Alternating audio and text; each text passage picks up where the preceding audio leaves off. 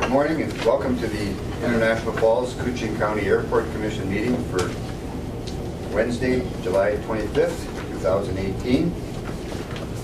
Start with public comments. Is there anyone that has a comment for the Airport Commission this morning that are not on the agenda?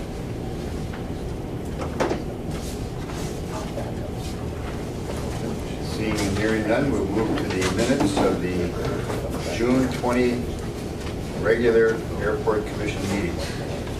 Pleasure with the minutes. Move on the minutes. Motion by Commissioner Briggs. I'll second. Second by Commissioner Nevenin. To approve the regular Airport Commission meeting minutes. Discussion on the motion or the minutes? Hearing none, all those in favor of the motion to approve the minutes signify by saying aye. Aye. Those opposed, same sign. Motion is carried. Minutes are approved. And then we have the FAA, MnDOT, CIP, and runway reconstruction meeting minutes of the same June 20th, 2018. Motion by Commissioner McBride. Second. Second by Commissioner Nevenin. Discussion on the motion or the minutes? Hearing none, all those in favor of the motion to approve the minutes of the FAA CIP meeting signify by saying aye. Aye. Those opposed, same sign. Motion is carried. Minutes are approved. Thank you. Move to the financial statement. We have claims of $144,693.26. We have Terminal Phase 2 claims of $39,678.10. And we have those utility payments that have been already paid, $538.67.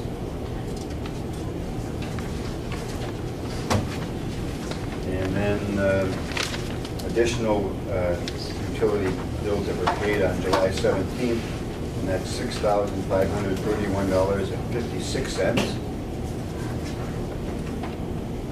And then we had on page 6 of your financial statement, we had to pay the FAA an additional $3,500 for the VOR, Thor help me, VOR cable? Yeah, in essence, that's what it was. That's what it is. Cable. It's to run that cable up to Data the lines, VOR phone from the lines. new electrical Yep. vault. Okay. And so the FAA required another $3,500.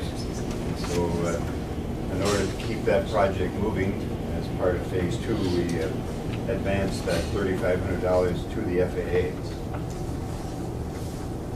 Pleasure with the payment of the claims and the financial statement.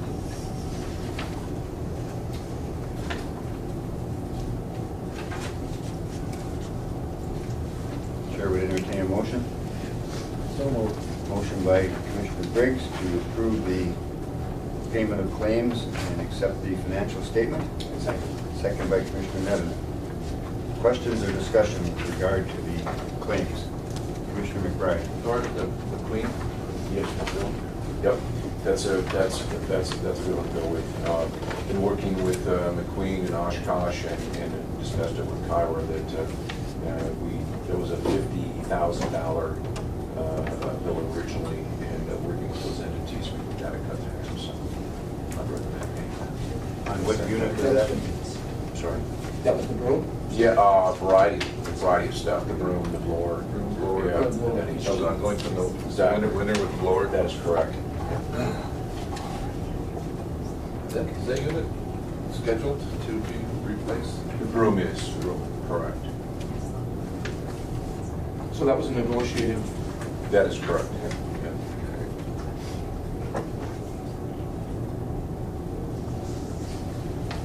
Further questions or discussion with regard to the claims or the financial statements?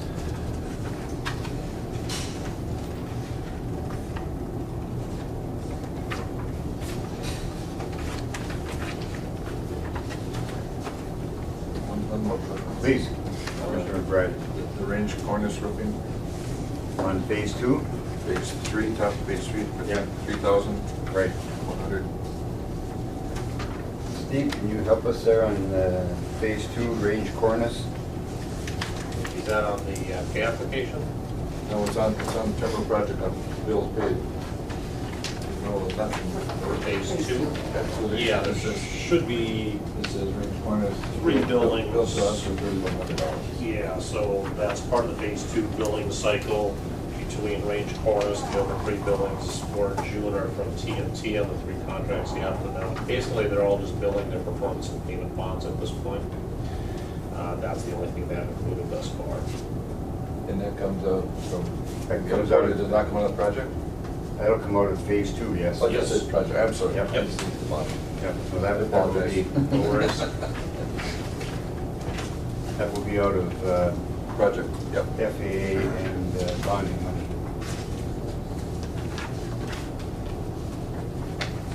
Okay, further questions?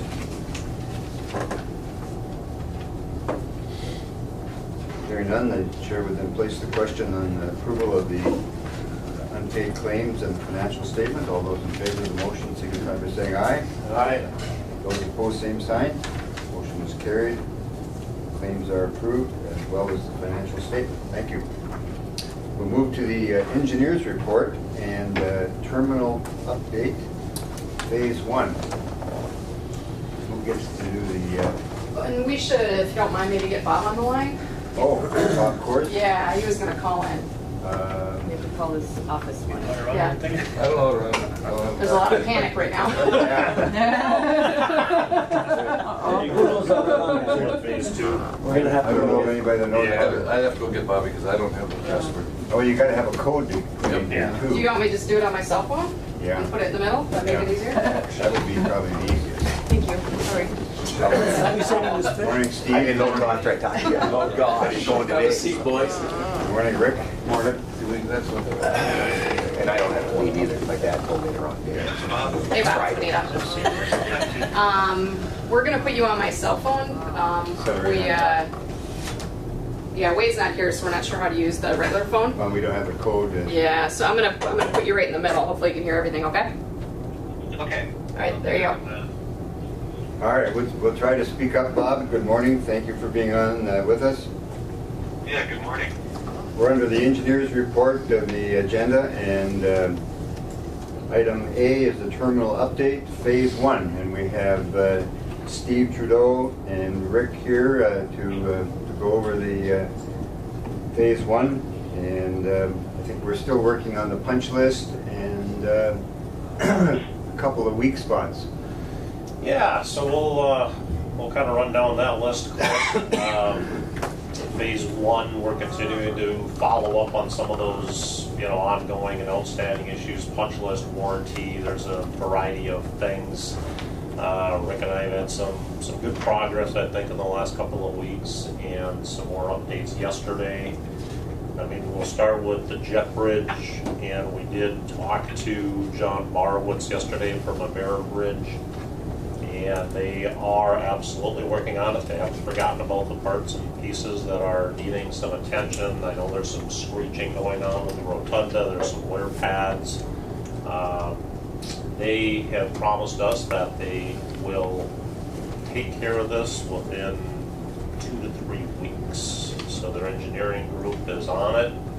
They are looking on the wear pads to actually switch those out to more of a roller bearing type scenario underneath that rotunda, and that's kind of where they're at. They're just having to really look at that design hard to make sure they're covering all the bases. They're not back here in another 6 months replacing bearings.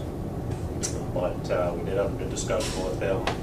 I let him know I'll have you guys think about the 3 to 4 week scenario, but he is diligently trying to get it done within 2. So for the last 2 weeks, Let's hope it lasts that long, the way it's Right. going. The way it sounds. And is it mainly the slats and the rotunda or the Well, it's just, noisy? that chattering and everything, but it appears that it's also lifting on one side, so it's twisting now. It is. And if you look down, you can see when you look down the jet bridge itself, you can see how it's twisted. Okay.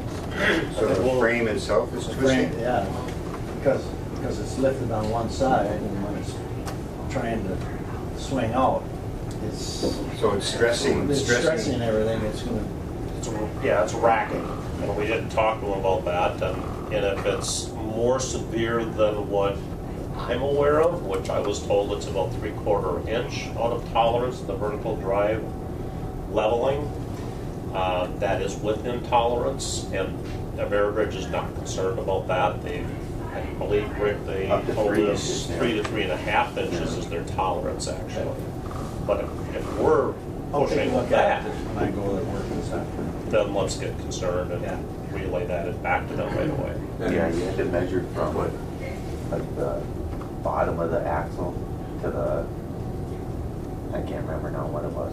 Each Yeah, frame side. the trapezoid there, Yeah, Jake would remember. yeah, Do you have the picture? You must have the email still, don't you? Did he send it to you? yeah, it's in my computer. So we'd have to look at that. We'll look at his picture and then go Yeah. measure it again and see if it's moved in the last couple weeks. And of course, and if I may, and of course, regarding quote unquote, as Ameribridge is stating, it's intolerance, but of course, a 1/2 inch or 3 inches, I mean, that's astronomical on the end, I mean, it's Right. uncomfortable, right? And obviously is. Yeah, the MBA, which is bridge adapter that you put out. Yes. Oh, that's Off so twisted. much, it's, you know, Rocks. it's rocking, you know, people walking on it, coming, off the plane and getting on it. So That's good to note, and I think knowing that, like you say, the projected difference at the end is gonna be much more severe. So I think we should work with them to understand what the adjustments need to be, even if it's just Jake and crew understanding that from, moving forward, monthly or every 3 quarterly, check in on it. And then any discussion on the roof, any discussion on how we get there? We did. We talked more on the roof. They tell us that they did a 1,000 gallon fire hose test on that roof when they were here last. That apparently Jake and Larry were there to witness, and John's information back to him was no issues. There were no leaks coming back into the rotunda at that time. Yeah. And that's without the ice, without Correct. the snow buildup. Correct. I believe it'll shed water in those conditions all day long. I don't think we're having an event. We're not having a water event just the winter. during So- it's right. It's an ice buildup. It's a snow issue, correct? yeah. Yeah, so they have added the heat tape, heat trace, electric cabling on top on their last trip, and have that ready to go for winter. Their concern is if we tried to add some roof baffles like we've been thinking, they're calculating how much more weight that could potentially add on top of that roof structure being flat and not curved or domed, and they're very hesitant to do that. So they really want to try to see what this heat tape might do and take a look at it that way. Even if we have to extend some heat tape back further onto the bridge section roof and add some baffles that's melting off, maybe that will be the answer. So we'll continue to talk about that. And I hate to say run it through another cycle, but we may have to do that and see how this current heat tape situation works. How much retainage can we keep until we get this totally resolved? We'll say keep it all. What? I don't know what we have. How much we hold on? 20-something thousand, I believe. Yeah. 20, 25. That's enough, I'm sure. They could burn up 20 grand. One trip, yeah, of course. Yeah. So they have been, I'll say semi-responsive. They haven't, been here every day that there's an issue, but understanding their proximity to the location, but they're at least working on behind the scenes, and they made a couple of trips to do some repairs, and they will be back within 2 weeks, 3 weeks at the outside. Okay. So we'll continue to watch that. JK Mechanical, there's been, some little glitches, mechanical systems. They were here a week ago, Monday. roughly, Monday? Or Friday, wasn't it? I think it was last week. Yeah, it was last week. Took care of, They'll have one. Yeah. fair amount of mechanical issues. There were some pipe leaks and things that they did take care of on the glycol system. There was a regulator that had to be replaced on the boiler. They got that done. There was another apparatus on the water heater that they couldn't really get it to go into fault mode, as we've been seeing come from us from time to time. But they replaced the part and tweaked it. Everything hopefully is going to be fine. We'll keep an eye on the water heater side.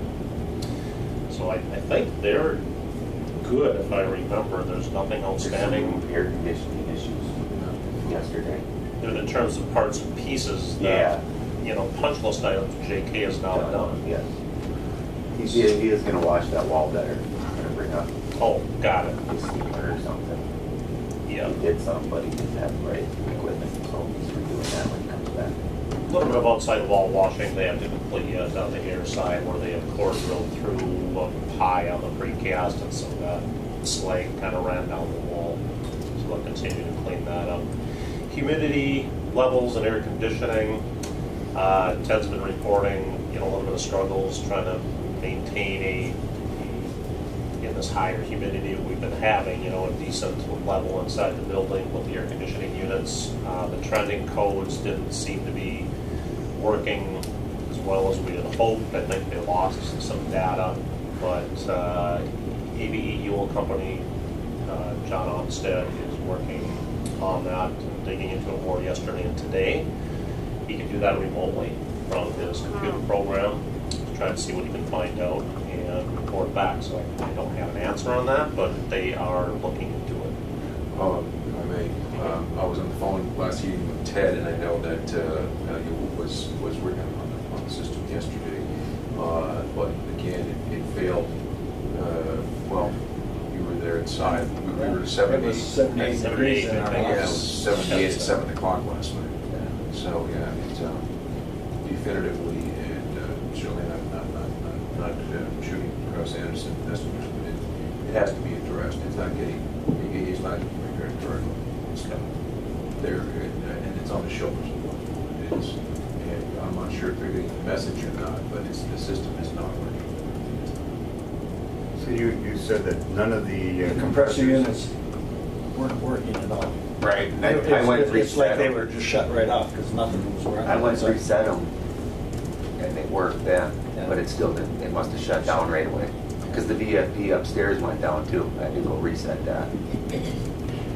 Okay. I don't know if that's part of that ground shafting issue that their maintenance trying to fix. Possibly.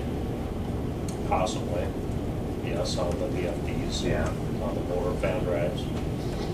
Well, we'll elevate that certainly on the priority list, and we hear you.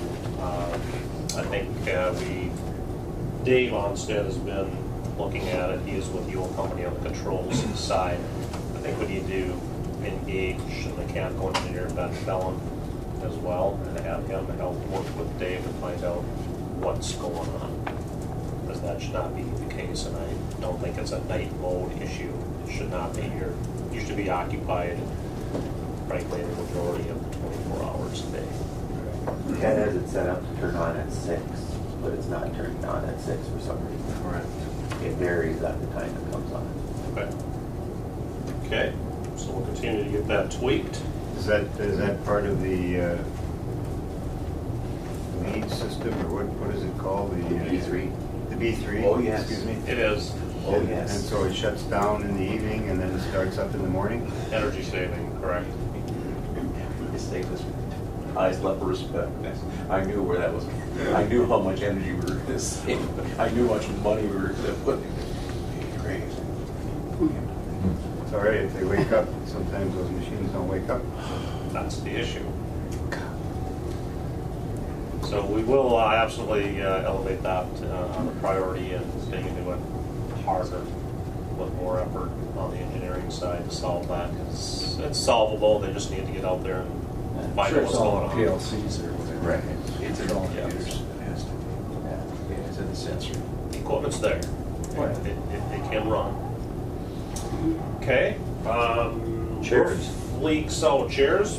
our, Good question. Another check off. That is a good Bob and I were question. chatting about this week, yesterday, I don't know why this is so difficult, but they shipped 17 or something of what we needed, and we needed 4 more. So they didn't want to come up and just do 17 and then return and do the 4. So we've been waiting for that to occur. They have the 17 in Hibbing. They were waiting for the other 4 to arrive, which we were told were supposed to arrive on Friday or Monday. I believe they did, is what Tuesday, Joe they said they had. confirmed. They finally came yesterday. So we're trying to find out, okay, now that you have them all, are you going to be here today or tomorrow? But it should be this week. Yes. So that we are close. I wish we could say we're done, but Maybe we're close. Maybe we can have the jet bridge folks pick them up on the way. Maybe they can drop by and pick up the HVAC guys. At the same time. I am shooting. Carpool. Maybe they should carpool. That saves energy for Yeah. E3. Yeah. Right. Give them a few $100,000 and then. I'm sorry. It's okay, I'm totally jest for it. So, What else you got, right? We're close on the chair bases, yes. This week.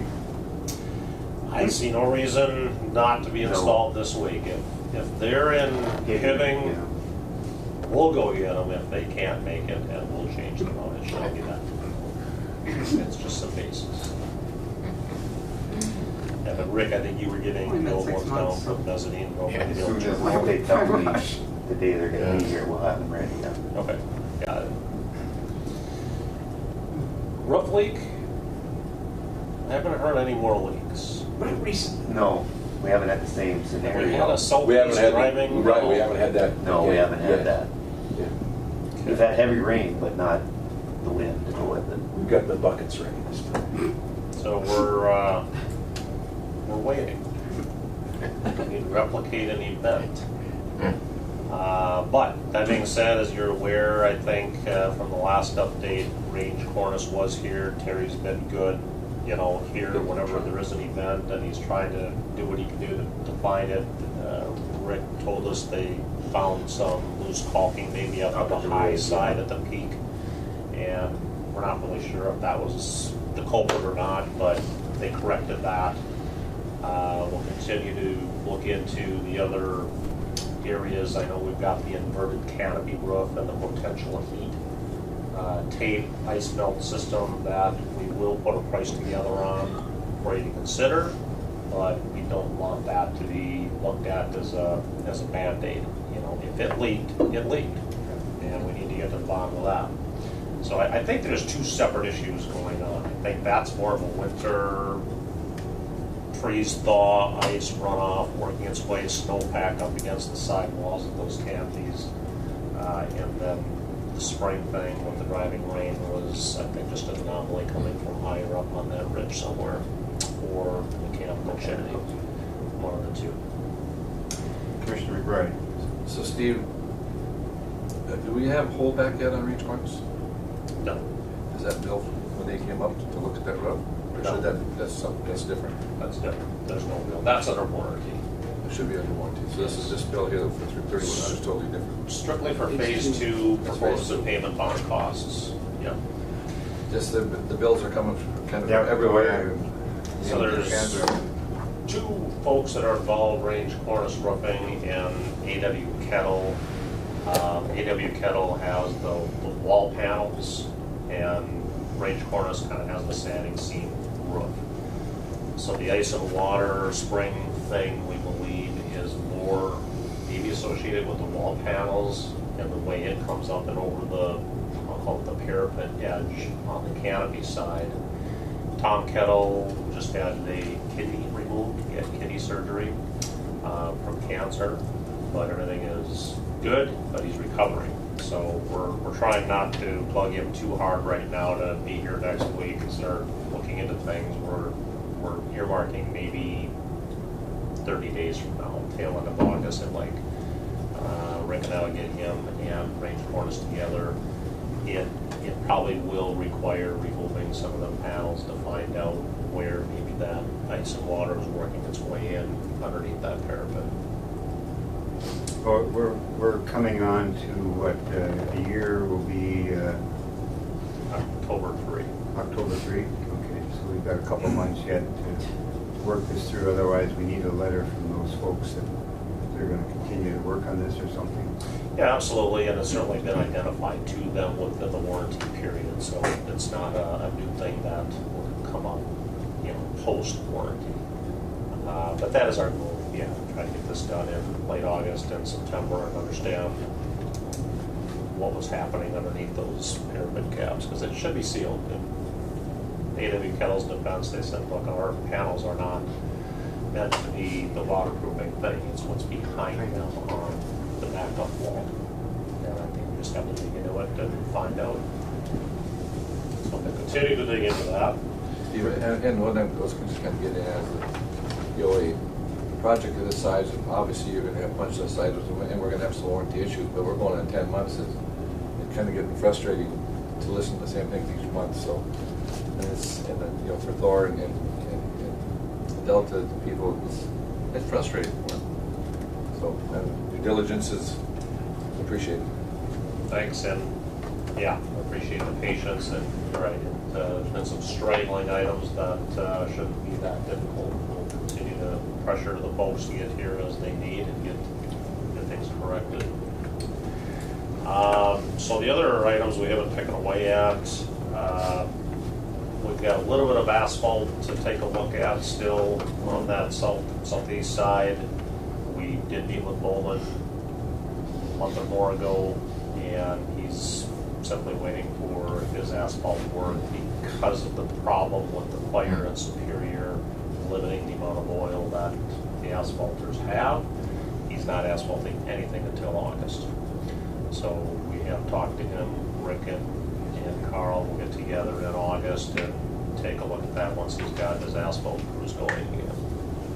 Yeah, he's got 6 blocks of city streets that he's preparing for asphalt sometime in August. Okay.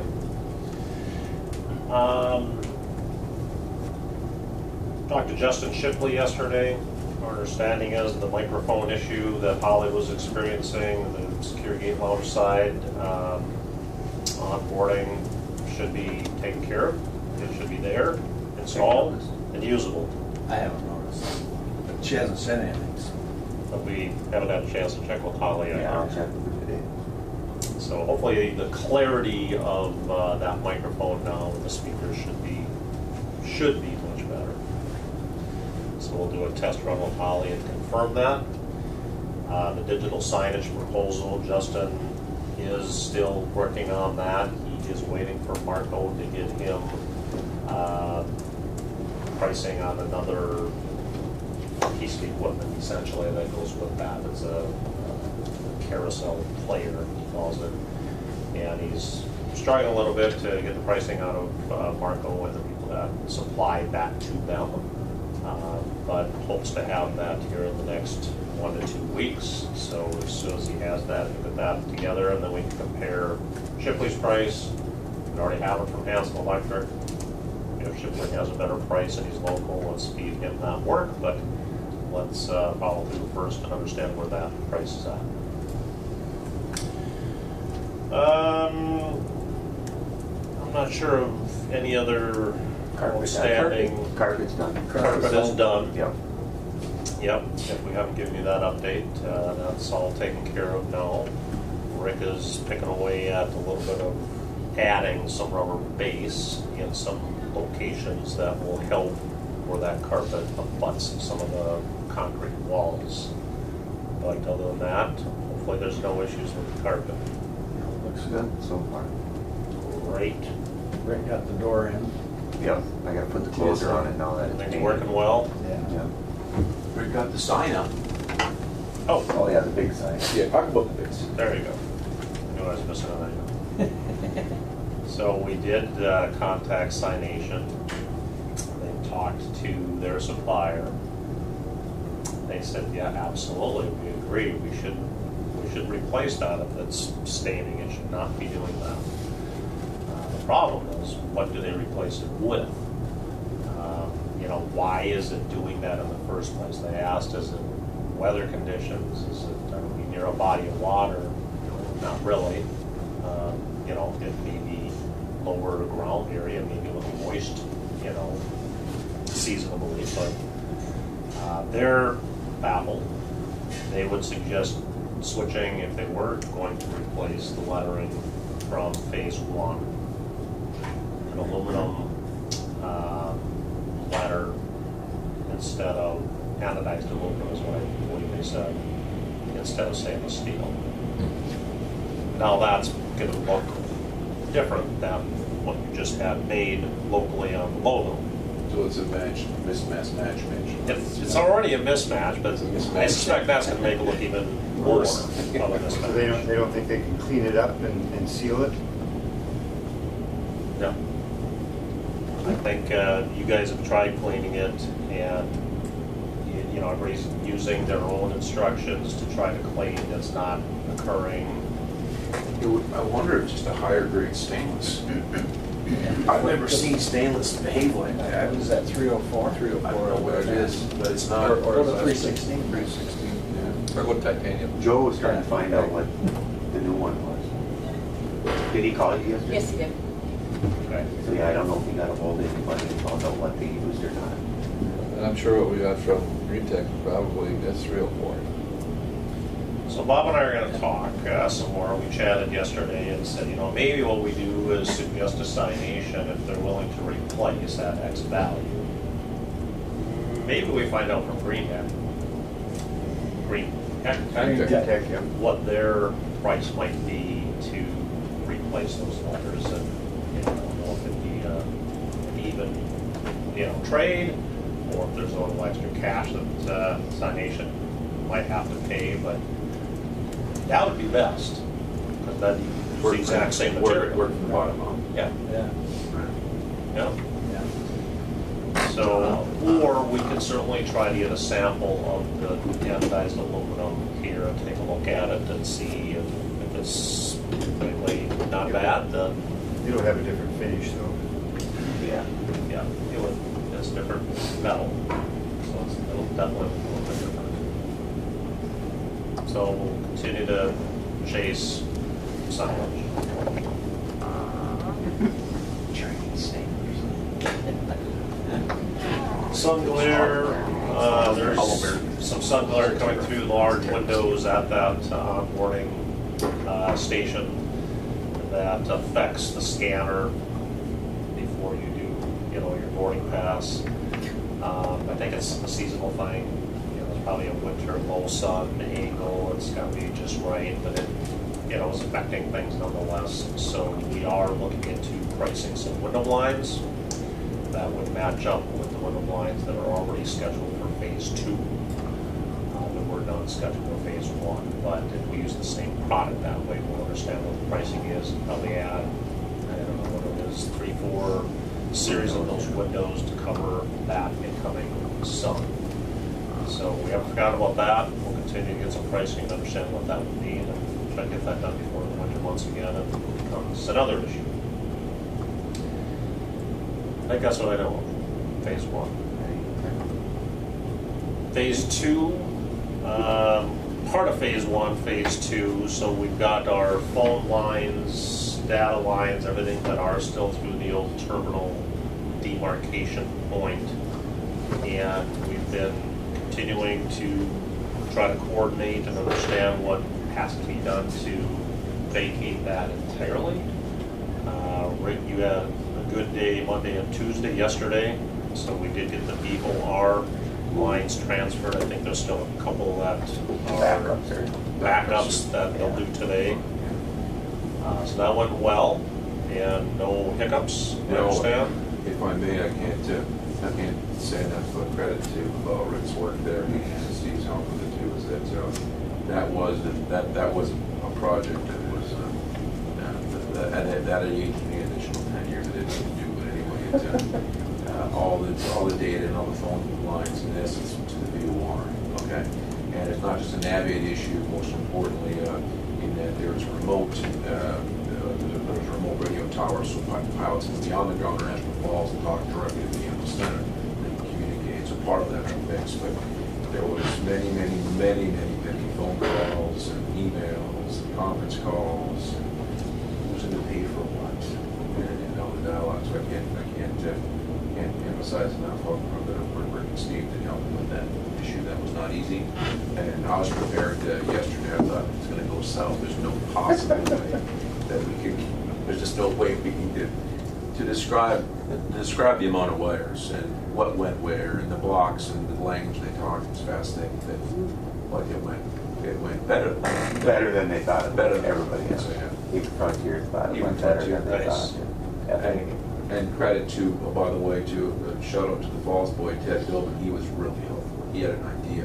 I don't know if you know, after the first or second conference call, Teddy said, well, why don't you just do it this way? You know, whatever this way was, it was, you know, who knows? But they went with that idea, and it was very helpful. So just thank them. Well, That was all existing wire, or was there anything new added to the mix? There was new from the handhold outside the electrical vault to the new electrical vault, so only like 15 feet. Yeah. And that was only on part of the wire, because some of the wires were long enough, they could pull it out of the old building and then pull it into the new electrical vault. and with that circuit too was lighting control. Yeah. For the one-way circuit, which we have control of. And the ASOS for Roy's office. Yep. So, everybody was involved in the mix, and I think everybody did great work. Yeah, it's a good shout out to all the folks. Big thanks to everybody that participated and helped, from Ted Billman, folks here locally, technicians. Allstate was able to shuffle Jerome's schedule, get him back up here Monday, Tuesday to make sure that went well on his side. Kenny did a great job. Engineering group helped a lot, so that was good. You get that many people together with that many government entities, it was a miracle. You had them all pouring the same end of the world. So the transfer from the old building to the new building is complete? not 100%. Yeah, We're close. I think we're down to 2. yeah, Delta and TSA. Nothing important. Yeah, they're not. The Delta's guy was here Did he show up? yesterday evening and said, if I'm still here in the morning, it's not good. He I don't know wasn't if he was there, this morning, so. nothing was moved. Yeah. None of the cables have been moved yet. So I didn't even think he made it last night. He was supposed to be here. Yeah. So we'll confirm Delta had to kind of do something on their own side with the equipment. It wasn't a Frontier or No, anybody. Frontier line was there. Okay. T1s, I believe they needed. And then TSA still has They still have stuff. a work order to figure out with Frontier, I assume. Yeah. It's, I think admittedly, it's a Frontier thing. We all cautioned and said, make sure you get a work order number and understand the date and person you talked to, and I'm not so sure they did that, and guess what? They lost the order. So they are, You can't script. Starting over again. Yeah. they're starting over again. And Customs is not in the same boat, but we knew just their internal process and OIT and things they had to go through. They are getting close. I talked to Fred Shabazz about a week ago, and he was continuing to track down internally what their process has to be to get this taken care of. He had hoped this week, but I'll follow back up a little bit and see if we can get it done this week or next week. They're not using the toll terminal anyways, they're using a No. hotspot. They're on a hotspot Yeah. plug like Rick uses out Yeah. there, so they can continue to, we could sever it at any time, frankly, but Yeah. it'd be good to get the hardware done. It's a security thing that they prefer to have, the hard line connection. And it's my understanding that it's good to go. It's their issue, it's not Right. his issue, That's correct? correct. Yes. And if I may segue in, again, these guys did a fantastic job getting temporary trailer, getting everything pulled to it, all the cables, all the data. It's incredible. And now, as Rick has mentioned, basically using Wi-Fi as basically cellular network. for computer what's happening is they can't run the files. The pipe is too small for them to run the files, and what's happening is we're experiencing some delays with their equipment. And so I've talked to Tony, he's been very, very helpful, and he's running up the flagpole even above his grade, saying, listen folks, they did their work. The joke point, no pun intended, is us, it has to get done. So it's on my list today to have another conversation with Tony to see if I can get a name or some folks up the ladder that so we can't, it needs to be, it definitely needs to be hardware. So we are getting close. All of this leads to tearing down the rest of the old terminal so we can now start cutting in our footings and get going on the new addition. We are waiting for once that final cable thing is moved out of the demarcation point of the old terminal, then we're still waiting on one more electrical component for the new vault. I'm gonna let Rick kind of talk through kind of where things are at today and what you're aware of and what we need to do to They're get that. installing the parts they have in the vault, and then they're demoing lights and fixtures in the little terminal. Wagner's coming in and scrapping out what he wants to recycle, like the stairways, the aluminum windows, and whatever else he thinks of. And then Kenny's hoping to have the part by the end of next week, and then he'll need, he thinks a week after that, because he's had this week and next week to move all the other equipment. So if everything goes good, we should be able to demo the week of the 6th, I think it is. Yeah, that's what we've got on the schedule right now, to tear down the old terminal after everything is emptied out, the week of the 6th. Yep. And the abatement, there was That's a done. minor abatement that had to be done, 3 rooms, more than 3 rooms. floor tile or Yeah, something. we did that last Monday. Got it. So that's taken care of. We're getting close. Once we tear that down, then we've got some digging to do, some soil to replace. We're anticipating the continuation of some bad buried stuff heading that direction. Yeah, Rick ran into a little bit more as you were digging in for the vault foundation, so that there's, but we anticipated this, so we just need to now tear down the building, dig it up, replace the dirt, pour concrete, and the new precast wall panels for the new addition are scheduled to be here last week of August. 27th. And we'll get those stood, chase it in with steel and roof structure, and where the snowballs fly. Maybe we'll find the missing Teamster leader. Don't say that deep there, Bill. You don't know what the old man's got down there. Is that a bone? Nope. No, That's just a It's dealing with government agencies and stuff, that problem you're having with work orders. You can't touch anything on the work order. What happened in the old days of work is directed on a project like this when you gotta get in there and get it done. Just get it done. And you just figure it out after. Well, the TSA guy said he's out of there. Go ahead, tear it down. So, He wasn't here. yeah. Well, that was before we found out they were still using it. He said, yeah, we're out of there. We're good to go. No, you're not. Kyra communicating to shut off the gas. They still haven't moved the line either. My goodness. It's And great. Yeah, I was talking to somebody in Nebraska, Yeah. there's 2 different addresses, and they can't figure out what, They came and shut it off, but left it right at the building. So when they dig the building out, it's gonna break. It does get Studio B, frustrating. yeah. If it's just a physical technician. Studio on B. site, we can, You know, versus Studio A. Trying to figure it out. And that's our update. All right. Bob's still here? Yep. Hey, Coors, you still there? I'm still here. Oh, good, good. Any questions or information on your part, Bob? No, nothing more than what those guys have shared. Okay, very good. Further, I don't think so. Steve or Rick? No, just make sure we're doing what we need to do, and I know we've got things secured and fenced off, and hopefully traffic flow is going okay, and people are getting used to Absolutely. some limited parking, but looks okay each time I'm there. There was some discussion of ample walk around the fence. Yes, you do. That's why it's there. That's why it's there, exactly. Yes, you do. Yes. Why can't we walk through there? The construction's going. I have a quick question. Sure. Yeah. Sure. Yeah, Brian, in the event of jet bridge failure, yes, we just, I know, they playing the old-fashioned way with the, Yeah, we'll get by. like, it's We'll move. fully operational, it's just making a lot of noise. It's scary. Making a lot of noise, a lot of shaking. yeah, and I'm not sure, if I may, I'm not sure that it's not good for you.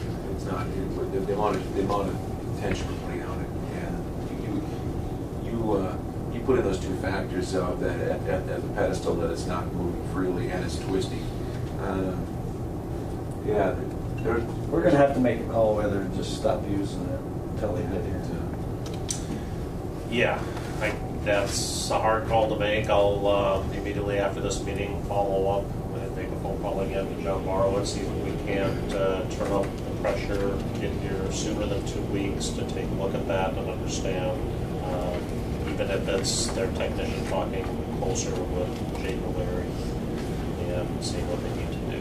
Right. Okay. Because we don't need to run it until it falls apart. Actually, Yeah, it's not- and hurt somebody or whatever. Right. Yeah, we're gonna be safe. Yeah, Chris. If somebody thinks it's not safe to operate it, then we'll shut it down. You make the call, absolutely. And we may not have something in the contract that says that every day it's down, we're gonna get some money. There's gonna be something here. This equipment shouldn't operate that way. It does lead me to another item I guess we forgot to maybe update on, talking about Jet Bridge, and yeah, maybe a shutdown of it. We had been potentially looking at a shutdown coming up this summer, fall, because we had to remove a section of concrete down on the apron side that extended out, frankly, to about the middle of the aircraft parking area to correct some drainage. Sean and group have worked hard to find an alternative method of not having to do that, keeping the concrete removal contained within sort of the fence line about 30 feet up from the building. So we should not impact the plane usage, parking and usage of that jet bridge at this point. And we'll have to add some other things, Marion Rains, but I think we can get it tackled without extending further. how about sharing the generator update? Great. Oh, that's done. Yeah. Oh, it is? Yeah, they upgraded it last week, I think. Last week. The backup generator is all... Yeah, it's all upsized, ready to go for. Yeah, adding that larger capacity to handle the things we talked about a year ago roughly. So that's good. Yeah, because I had to have a crane here and pick the housing off and change out some parts and pieces of the engine apparatus. Piece of good news, thank you. Small town story regarding that. The young gentleman who runs that operation is Mr. Nordby's boy, quote-unquote boy. So Mr. Nordby, English teacher, part and so on. It's his son, and his boy. Yeah. Nice. He looks just like him. That's all I'm going to share right now.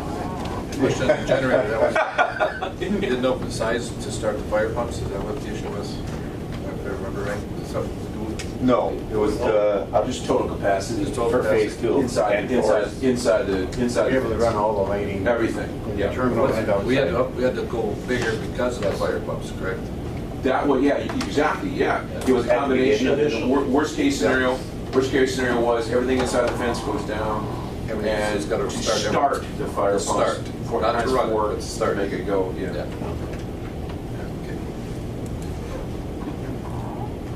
All right. Gentlemen, thank you. You're welcome. Keep after it. Thank you. Hopefully by next month you. we'll be Rick, thank you, pouring Steve. concrete. Yes. Let's hope. All right. Tear the old bones down. All right. Ready? Good luck fishing, Steve. Thank you. Thank you. Item B under the engineer's report. That's a B. Triggering event master plan. Casey, Sean? Casey and Sean. Yep, I'm gonna steal my phone back. Okay, Bob. Do you want So, to sit on Yeah. Before the battery goes dead. Yeah, we're gonna let you go, Bob, okay? Oh, God. All right, see you later. Yep, bye. Thanks. They are pretty good. Bob's done a good job.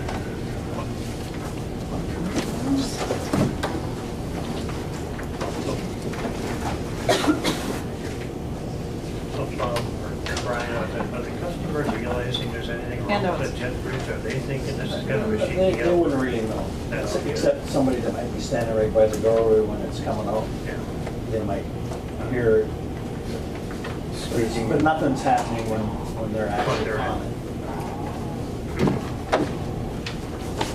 All right, so Sean and I made a memo again to kind of just in writing document what we're gonna walk through with you for the different items on the agenda for us. So the first one, the triggering event master plan.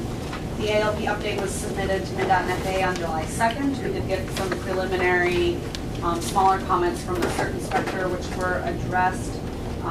So that should be approved here in the next few weeks. It's still being circulated for comment with FAA's lines of business. But with kind of the intent that will be approved prior to the issuance of the grant, either the entitlement or the discretionary grant for this year. The temp document submittal, so we are waiting until after the safety risk management panel, which is tomorrow, just so we can kind of wrap up, like close that piece in the report before we submit it. So soon after that meeting, here in the next couple weeks, we'll get that submitted to FAA. And then have that for their file, and we'll continue obviously with a further planning on the temporary runway beyond kind of the final submittal of that document. But that will officially close the loop on that task item. And then for the runway reconstruction, the phase 1 update. So we've been working on plans and specifications. We have them out available for bidders. They were posted last week, so they're on the SEH website and printed. I'm gonna leave these with Kyra in case you have any contractors that want to come and look at the plans and specs. Sometimes they show up at the office. There was more paper there. We were able to get them uploaded, and we already have quite a bit of interest from contractors, all the way from Duluth. Wagner's is interested in town here. KGM out of Angora. Euland has been interested, so that's good. So we're looking at some interest. They're looking at them, and we're starting to hear some questions. So I think that's good. We'll continue to do that. The bid opening is scheduled for August 9th at 2 p.m. Benita will be here to help Dave Kyra with any sort of questions that come up with the bid opening process. But so far, so good. We're just kind of having it out there and waiting for contractor feedback. I will go over the phasing of the project with you, but I'll wait till we have another handout here we're going to share that's kind of tied with the SRM meeting tomorrow. So I'll kind of briefly just go over the phasing when we talk about that. But any questions on phase 1? Right now we have our engineer's estimate for the construction at $3.7 million, which is just slightly higher than what we've been tracking during our FA discussions, and that's mainly because we've, and I'll show the figure here in a moment, we've included some work on taxiway alpha in preparation to solve some design, to get things back in the FA design guidance and criteria. So it's You have to bid each phase out individually. correct. Yep. So we'll have every year, essentially every year, the schedule and funding all line up. There'll be a bid for a portion of the work. So this is bid this fall, construction in 2019. That is correct. Excuse me. We've given the contractor some flexibility in the time frame for construction. I believe our window is June 1st to August 30th. And then maybe one thing to add is that the runway is going to be completely open. I'm going to be very clear about that. But there's no break in commercial service.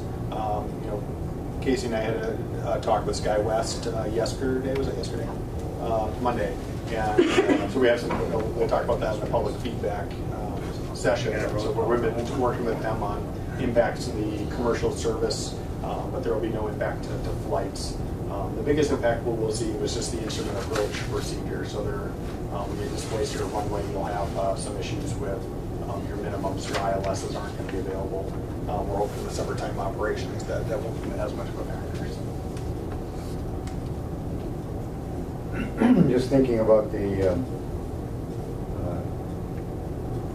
construction period, has the contractor got, do we have anything in the specifications that would tell them to work longer hours or less hours? It's kind of a fine line. I believe we ended up at 54 days. I think that was the magic number. That's for the entire project. So when they show up on the project site to when they leave. And maybe this is the perfect time to do this. We have some questions on phasing here. So help me or something. No. Yep, we got more paper. Commissioner Is that Norby. 54 working days? Calendar days. Calendar days. Calendar days. Yeah, that's a very good distinction. We have a handout here, and this is jumping ahead a little bit. This is for the SRM meeting tomorrow. So I won't go through all of it, but I want to. We've put some effort into to put some drawings together. But if I can kind of have you skip ahead a little bit, there's Appendix A. Kind of work your way towards the middle of the document.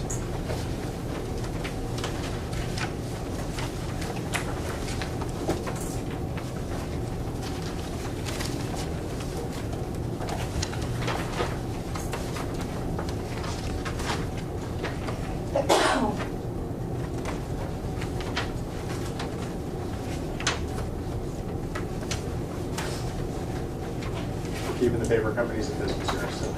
So Appendix A is kind of a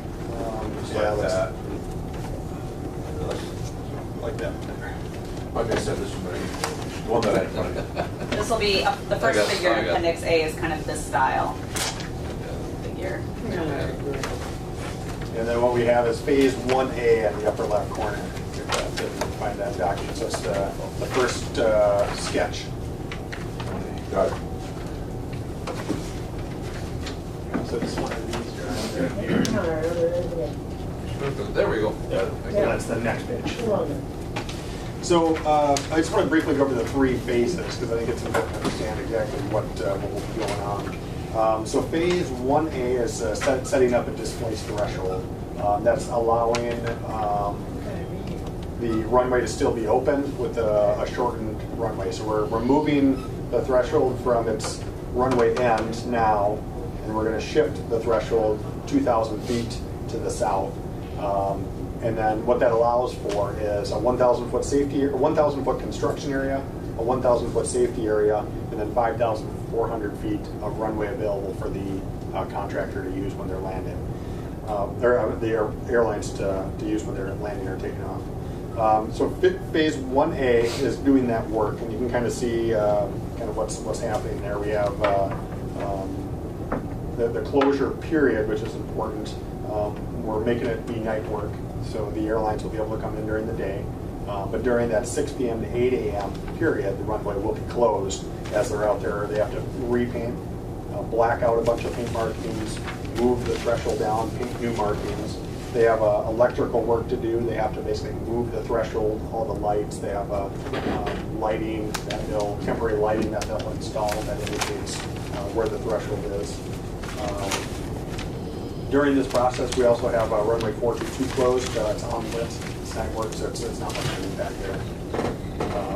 So, Sean and Thor, how is that information spread out to the blind community?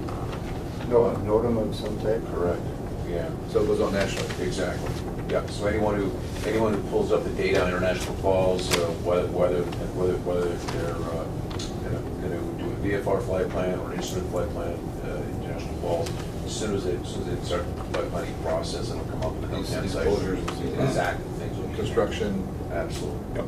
And we have kind of at the end of our agenda today an update, or at the end of the phasing or construction project update, public involvement plan that we've kind of put together that talks about how we'll outreach to tenants and users well in advance of those notices as well. I mean, obviously, we're not inventing the wheel. It's done in airports all over the country. Just for my own information, kind of curious how it's disseminated out. Sure. So in those 3 night closures, the airport will be shut down? That is true. It's available for helicopter traffic, so if there's any sort of medevac helicopters, I'm not sure what kind of activity you get in there. Technically, they can still come in, but both runways will be unavailable during those night hours. If there is something that happens, Thor always has a hotline for people that need to come in. We can make those accommodations. If there's an absolute must need, somebody needs to land, we can make those accommodations. But, you know, for our planning purposes and the contractor's purposes, those 3 nights will be unavailable for operations. And a radio car is required for, what's that period, is that? That's right. What we're, one of the safety elements that we've instituted as part of the plan is to, you know, instead of just letting the contractor do their own thing out there, we're requiring them to have somebody that's familiar with airports, familiar with talking to airplanes on the common traffic advisory frequency. So there will be a dedicated person hired by the contractor as part of the contract monitoring air traffic to make sure there's no conflicts between construction traffic and air service or general aviation traffic. That's right.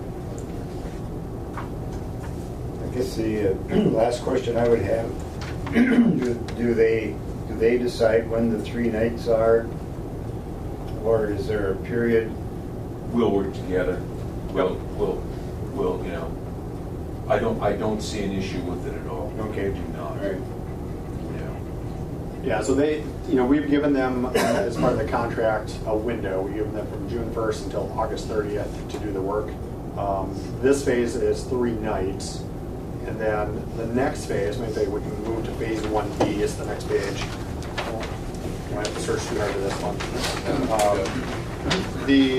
This phase is 45 days, so this is the bulk of the work. This is your displaced threshold is installed. Aircraft are using that 5,400 feet available.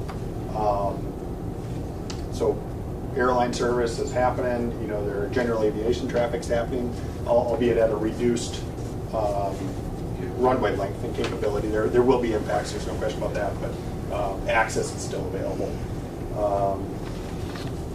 So this phase lasts 45 days. I'm sorry, we've actually amended that to 50 days, so that's one edit for that. So it's 50 days as part of this phase to account for all the work that's kind of shown in the orange area off the, shown by the number 1, phase 1B. And this is the bulk of the work, so, I mean, like I said, airport operations are happening, the contractors are doing their thing, and we're just working through things. Runway 422 will be closed during this, mainly due to construction traffic that'll be using taxiway Alpha. One thing to note, and this is probably one of the more confusing topics of construction safety and phasing planning, but it's declared distances. Basically, we have 5,400 feet of runway from the runway displaced threshold of runway 13 to the runway 31 end. In some cases, we actually have more than that. If you look, you can follow the blue arrows. You know, if a plane comes from the terminal, they can go down taxiway Alpha, turn on taxiway Alpha 5. They can actually back taxi to the start and get 6,400 feet of takeoff distance. They can depart right at Alpha 5 and have 5,800 feet. Or if they departed at 13, they would have 5,400 feet. So it's they actually have a little bit more in some circumstances depending on the operations of the pilot. That's the pilots worry about that stuff. We just say what's available at Delta and SkyWest, and they manage their loads and weights and performance to accommodate what's available. Sean, and I think Paul asked about the contractor. So each project is bid separately. So you could have contractor A, and then you could have contractor B, and then contractor C, whatever. So it could be. Yep, good question. So phase 1 is one contractor. So phase 1A, B, and C is one contractor. Okay. Phase 2, which is ultimately going to be the taxiway project, that one will bid next year, will be a separate contractor. So this will all be primed by one contractor, a little bit different than the terminal. We'll have one contractor that that you guys will enter a contract with, and somebody will be able to get answers out of and work with. So it looks like possibly could be 3 different contracts, because then we have the big one. Correct. Yep. And that would be bid separately. The following year. Yep. That's exactly right. And just if I may, just like to set up the batch plans and stuff. Is that, do we have minimum clearances if we start using this taxiways runway? Yep. So this would that have to move? It would for phase 2. No, I'm sorry, for phase 3, when we're using the taxiway as a runway. We're going to actually locate that to the south of the airport, across the highway, in a location down there that's some airport property that the contractor can use. So this is specifically for phase 1 for this work. Is it moving the weather balloon facility thing, is that before all of this? That is not. It's probably going to be happening, a lot of the coordination during it. The weather balloon facility will be moved as part of phase 2. As kind of a standalone. Back up in your packet, kind of before Appendix A starts, there's a nice schedule that talks about like the design, construction of each phase and what year. And you can see we've got a line item for that weather facility relocation as part of phase 2. I'm sure you have. On that schedule. So, but it's kind of a nice visual to kind of see how everything is chunked apart. So each, you were asking about contractors, each of the header, the higher heading, the phase 1, 2, 3, and 4, each of those would be kind of a package that could be bid separate. So Sean and Casey, you've had some discussions with SkyWest, and given the available runway, have they expressed concern about having to reduce weight on their flights? So we spoke with them back in April, and then Sean and I had another conversation with them yesterday ahead of the meeting tomorrow, and they're going to call in tomorrow as well. It sounds like for takeoff, they have no concern with anything with that, with the available length. The potential concern may come in landing conditions if the runway is wet. In a dry condition, they don't have any concerns. It's just a wet runway.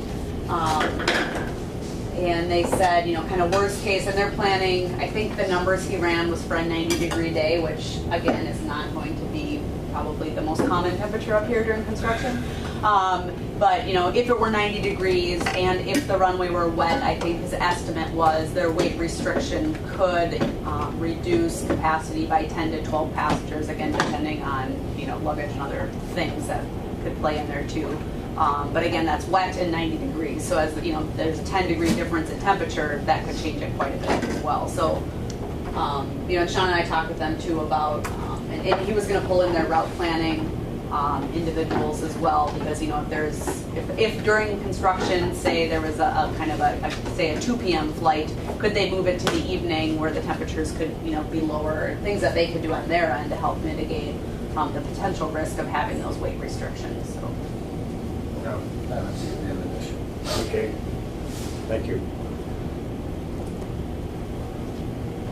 So the bulk of the work is in that phase 1B, 50 calendar days. And then phase 1C then is getting everything back to normal. So then you have a reconstructed 1,000 feet off the north end.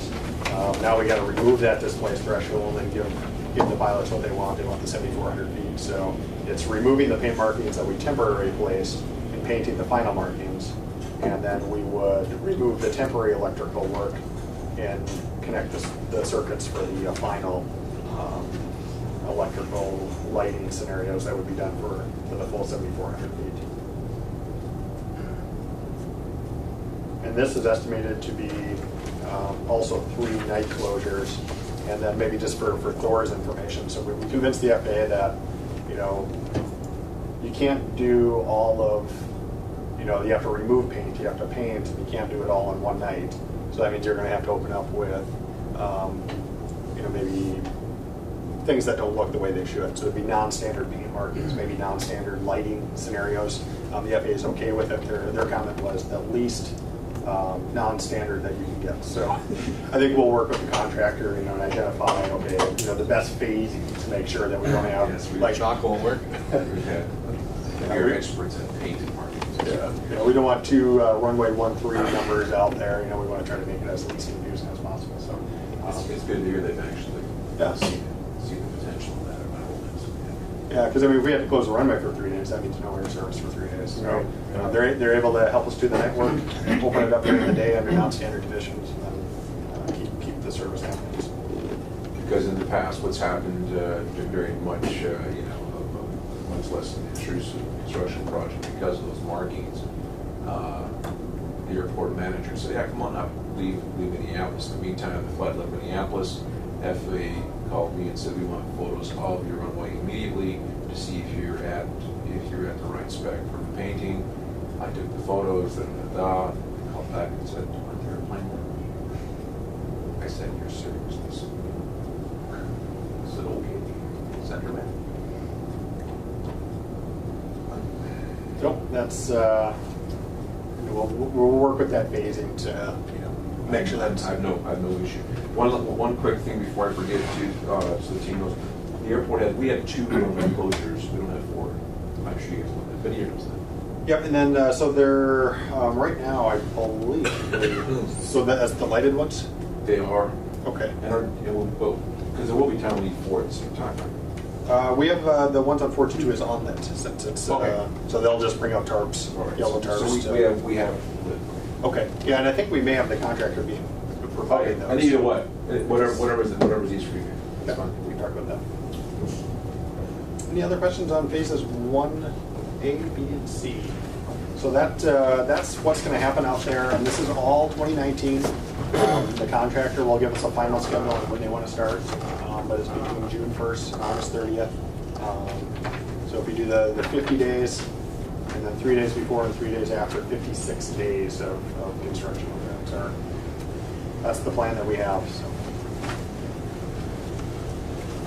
So more information to follow as we work with the contractors, and then Benita will be back up here on the 9th to accept bids. And we have a special meeting on the 10th for accepting the bids. Yeah, that is correct, yeah. That would be here. Yep, the meeting will be here. The bids, I think, are accepted at City Hall. City Hall. Yep. The 10th is a Friday. 8 a.m. 8 a.m. That's what I got. That's a Friday. Yep, Friday morning. Yep. Sure.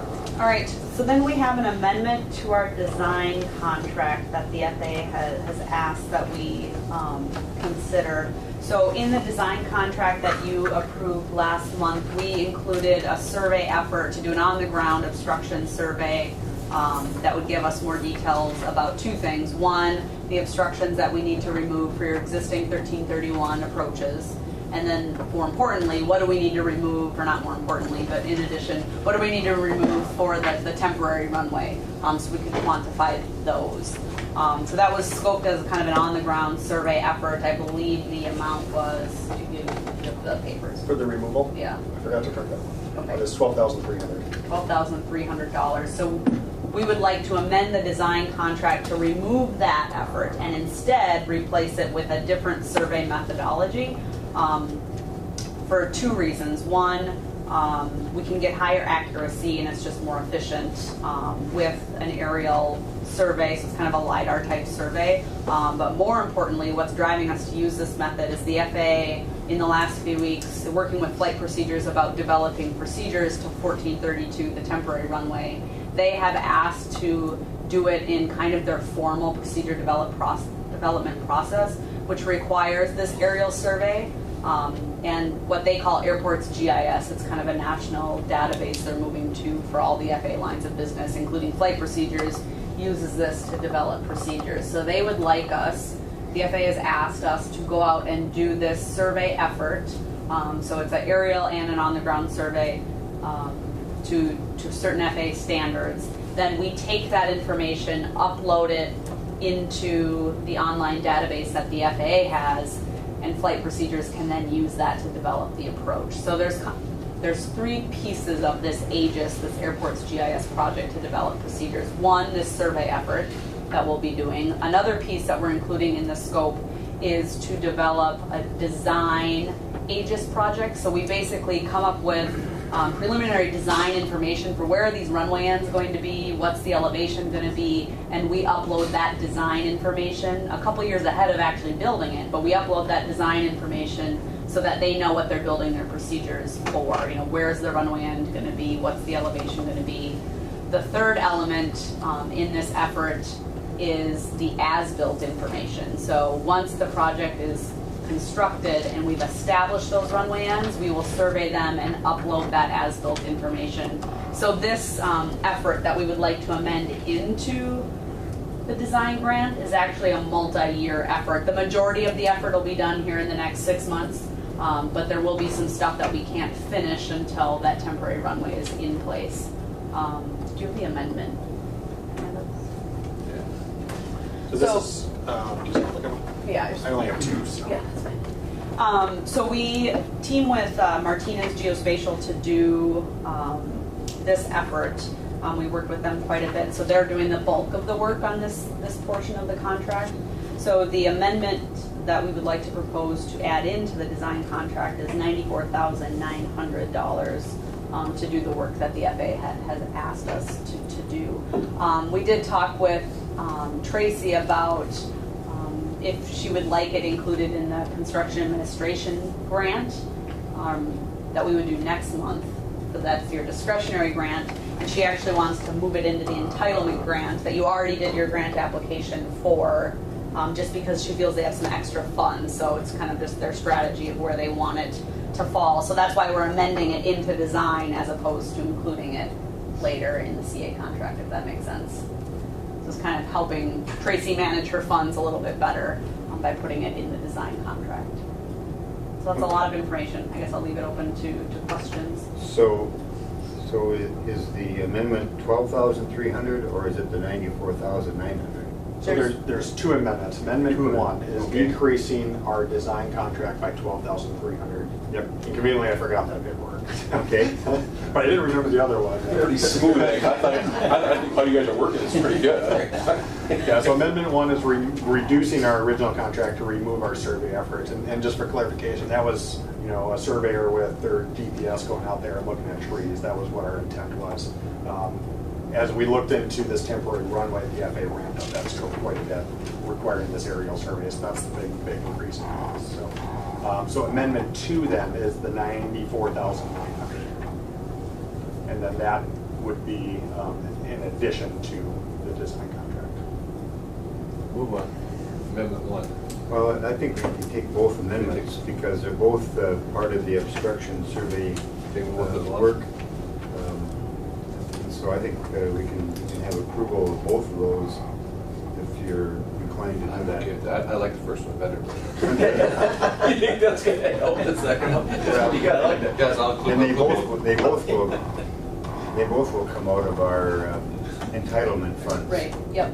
So that's why I'm thinking that they can do one. I'm good with both my Okay. motion. Yep, and these are 95% federally funded, 2.5% state funded, so 2.5% ownership. Right. Okay, motion by Commissioner McBride and second by Commissioner Nevenin to approve the construction survey amendments 1 and 2 at $12,300 and $94,900. And that's really the direction that FAA would like to go anyway, right? I mean, they're Right, yep, suggesting this path. yep, and really the benefit to doing it is you're going down, the formal your approach procedure development path. So hopefully the FAA, we're getting them everything they need, rather than getting a year down the line and they're saying, well, we would have preferred you do it this way, and now we're out of time. So hopefully it's setting you up for success to get procedures developed to the temporary runway. And that's essentially, I wouldn't say a requirement, but pretty much a requirement to use that temporary runway, which is going to hopefully really guarantee that commercial service during the center section of the runway. Any questions? Any further discussion or questions with regard to the obstruction survey amendments? Hearing none, the chair would then place the question. All those in favor of the motion signify by saying aye. Aye. Those opposed, same sign. Motion is carried and the amendments are approved. Thank you. I could probably cover the SRM meeting. So as everybody's aware, the FAA is hosting a SRM meeting, that's Safety Risk Management. Is that the term? At the SEH office in St. Paul, so you're all welcome to come. I believe Bob and Dora are going to be there. There's also a call-in number, which you're more welcome to call in for all or part of it. And I don't know if we can share that information. We have it on email, so we can forward it to Kyra, who can distribute it. So if you're looking for something to do tomorrow, you can feel free to call. I'm sure everyone's gonna. It starts at. You guys are gonna have to bring in some more lines. Starts at 9 o'clock. It's scheduled for all day, so it Starts at 9 now? All day. I think it's 9 now. Yep, It's 9 9. o'clock, 9 a.m. Oh, yeah. Yeah, I'll be Planning to there. leave tonight, but I'll get there. I was thinking it was 8. It's 9 a.m. Yep. 9 a.m. Okay.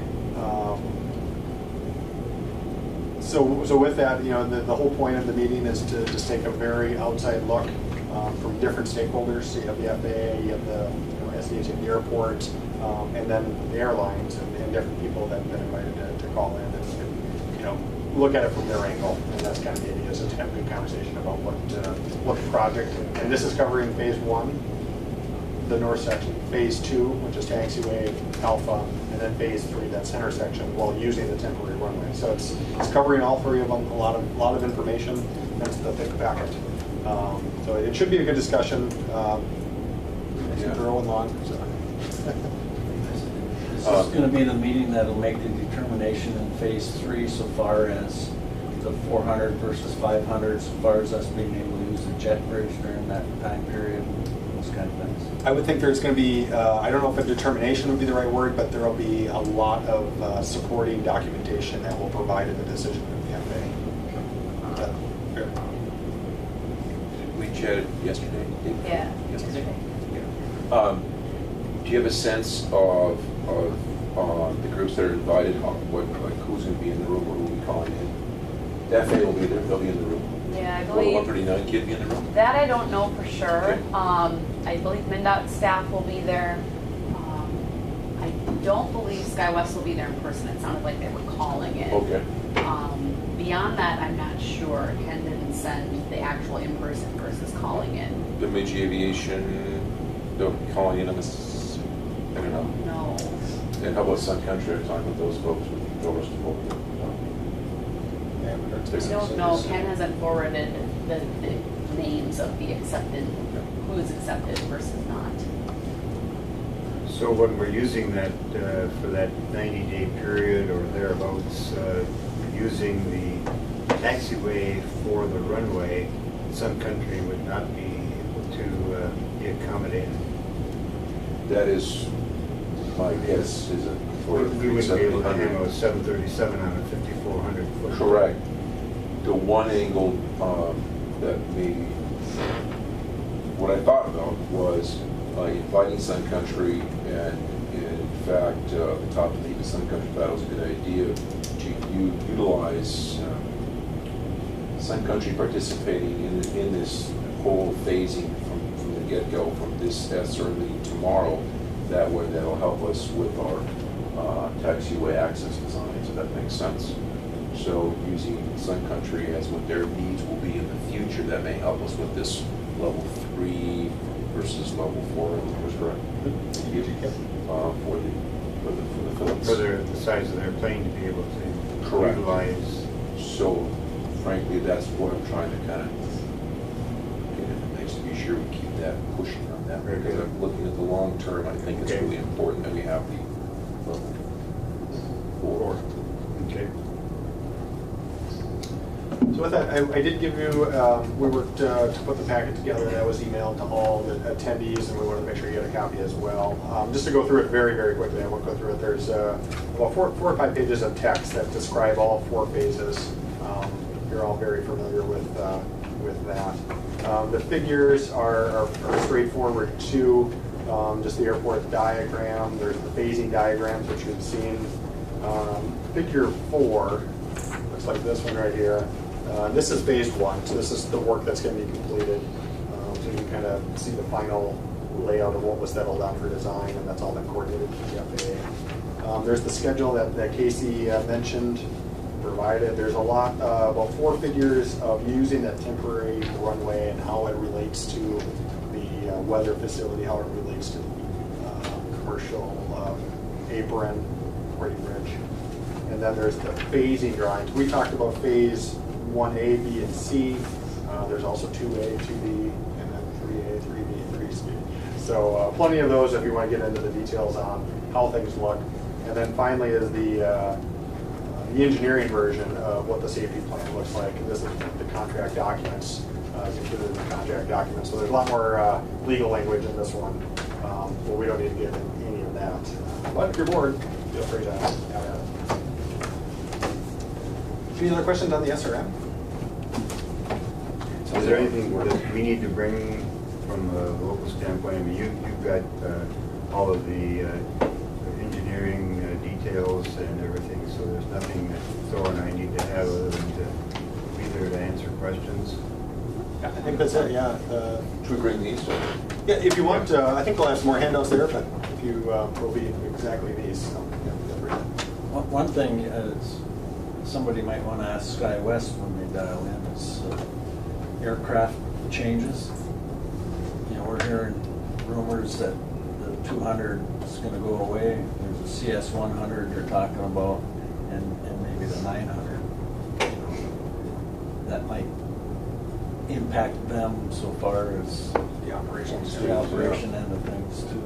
And that's a really good question. And I think, Geeter,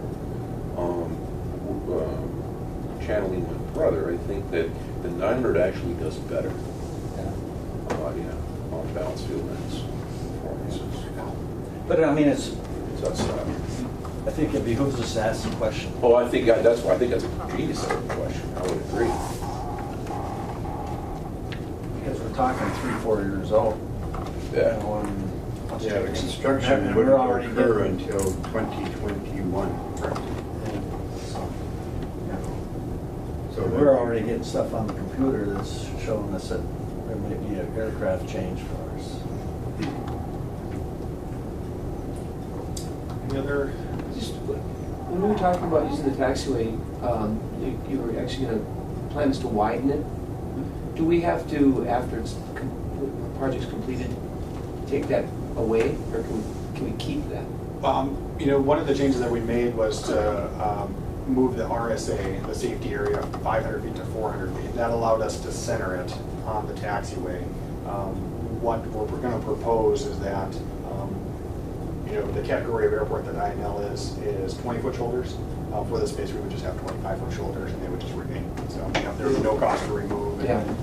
I think as long as there's no environmental hiccups and impacts, you know, where we can, you know, we can get away with it. Asphalt the whole thing. Yeah. Just some painting issues, so you have to maybe restripe. Yep, just a little extra striping, and but other than that, yes, just painting. I mean, the taxiway edge will be, you know, the taxiway at the shoulder meet, and we'll just have a little bit further out. Or plow. Or plow. Less to mold. The optimist right over there. Excellent. Very negative, very positive. Moving on to funding, there's no major updates on this. The CIP update, again, just really good discussions with the FAA that has been indicative at the last project meeting that we've had. They're just supportive of the project, all 4 phases, and we're just moving right along. So I don't have anything to add there other than that we've got the support of the FAA. Who will be there for the FAA? We were just talking about I that. believe it'll be quite a few. It'll be Andy, Lindsay, Gina, Tracy from the ADO, Ken Tyra from the region, in person for sure, and then Okay. more on the phone. Yep. Oh my God. Who's the one that's got all the money? Lindsay. Lindsay. She'll be there? She'll be there. Okay, She'll be good. there with money. Yep. There's been some talk of supplemental appropriation. So this is the so-called Trump money. They were able to get congressional approval to give $1 billion to rural airports. The official name is the Consolidated Appropriations Act. It's over 1,600 pages long. So to spare everybody from reading it, the FAA has completed a frequently asked questions that's actually still 10 pages long. Hardly abbreviated, but you know, I think we've been tracking this with the FAA. I think this is more for your information to review and read. The idea is that you know, they're still looking for those high priority projects, which INL is geared up for. You guys have the planning in place with the triggering event master plan. You're in the queue for all of this, whether it'll be, you know, specifically this supplemental appropriation money, or whether it'll be a result of somebody else getting the supplemental appropriation money that frees up money for you guys. That's to be determined. In that case. I think the only thing to track is there won't be, the FAA doesn't intend to use officially the supplemental money this year for INL, I believe, but the potential is really in the following years. So there's a deadline in October to submit, it's kind of like a project intent statement And I think Lindsay kind of hinted that she'd like INL to submit that, so we'll work, kind of track that and work with you to make sure that gets submitted. I don't remember the date exactly in October, but there's an October deadline that we should just be aware of. That's just like a project proposal summary with cost estimates and stuff. Who will be our next congressman? We'll know in November. Are you laughing? I'm curious. What am I missing? Nothing. I'm just looking ahead. I'm just thinking, you know. If you know, let me know, because I'll place a bet. Yeah. There are known knowns, unknown unknowns. Right? Who said the thumbs fell? He did, didn't he? So I learned something already, difference between a metropolitan and a micropolitan. All sorts Wow, of You stuff. better be careful there. Where they come up with that stuff. Well, I just feel really encouraged by the fact that from a meeting last month with all the money folks, and what I'm seeing here today is that, you know, we're about as ready as we could be to get it also for us. And I think that's, We're primed I mean, for it, I for what guess. was this commission done and what our engineers and our operator have done, because, I mean, when they came here last month, they said, you guys are so far ahead of everybody else that we're one of the priorities. Oh, they put us ahead. Correct. Yeah, That's- the SEH. Yeah, that's the issue. Doing So- the triggering event master plan, the timing of that was, we didn't know how critical it was going to Stars be. kind of The aligned. timing of that and then this And coming out. this coming out. I mean, That's right. I mean, it's like all, the stars are aligning. Absolutely right. When does the blue one? Yeah, so one quick update on the balloon facility relocation, that'll be in the later phase. So we did have a call, another coordination call with NOAA, on June 29th with NOAA and the FAA to kind of talk in more detail about their specific requirements. We did get their written documentation for, you know, what's the spec for, you know, that concrete slab that they would ask the airport to construct. So as a reminder, what we've been talking about recently is that NOAA is saying they would ask that the airport and the FAA build kind of the new slab for the building. NOAA would then come in and just move the existing building. I think it just kind of detaches from the slab and they can move it over. It sounds like NOAA also is willing to do a lot of the electrical and wiring work, so we'll continue to work through those details. And then they also provided some cost estimate information specs from a similar project they're doing in Green Bay, so that'll be helpful as we dig into cost estimates and more details on the project. But kind of the outcome of that call was to start looking at, you know, more formally looking at alternative sites for the balloon launch facility. So if you look at this figure, we've got 3 options on here.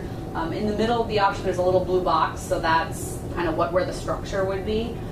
They have some specifications for clear areas related to the prevailing winds, and those are those circles shown in red. So those areas, you know, ideally we wouldn't really want structures, or we would want structures, you know, of a lower height, really just things that the balloon's not going to catch on as it's being deployed. So option 1 is located, you know, just shifted kind of halfway between the existing building and the road. Option 2 is shifted a little bit further to the south if we did want to continue to reserve space along the apron area. You know, if you start thinking longer term, 30 years from now, do you want to save area around the apron, you know, for potential expansion, or you kind of don't always know what's going to come in the future, but that might be something to consider.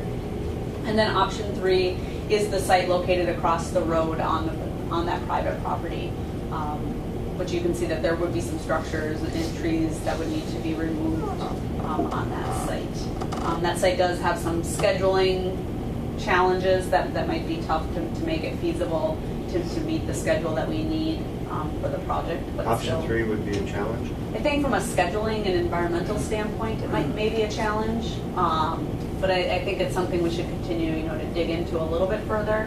But you know, looking at the schedule, so if we have 2020 construction, that would mean it's designed and bid in 2019. So we would need probably the acquisition kind of finalized and lined up before our design in 19. So I think we'd need to get through that acquisition process pretty quick, and not have any, and then the environmental would have to be done ahead of that. I mean, it should just still be a CADX, but those steps would need to be completed. That means we've got to spend a lot of money to try and buy that property and then get it ready. Is there interest in selling, seller? I don't think anyone's approached them at this point. We do know that the property is valued at about 200,000. The city and the county would have to come up with. Go ahead, listen, I saw it. No, I I'd be inclined to option. fascinating number. Yeah. Yeah. Because how many total acreage is 17, 18 acres. Because at 200, we'd have to cough that up ourselves. Yes, right? there's not going to be any participation from FAA. I don't know if the state would or not. Yeah, I think, if we could come up with a good reason why there's not an on-airport option, I think there'd be potential for the FAA to pay for it. I think, their willingness to fund the balloon facility relocation is because the cost is quite a bit low, to just do that slab construction. But with option 1 and 2, my guess is that since there are on airport sites at this point, they likely wouldn't support land acquisition for a different site. And I don't think we're in a financial situation to cough up to 200 just for that. Well, where do you come up with $11,000 making?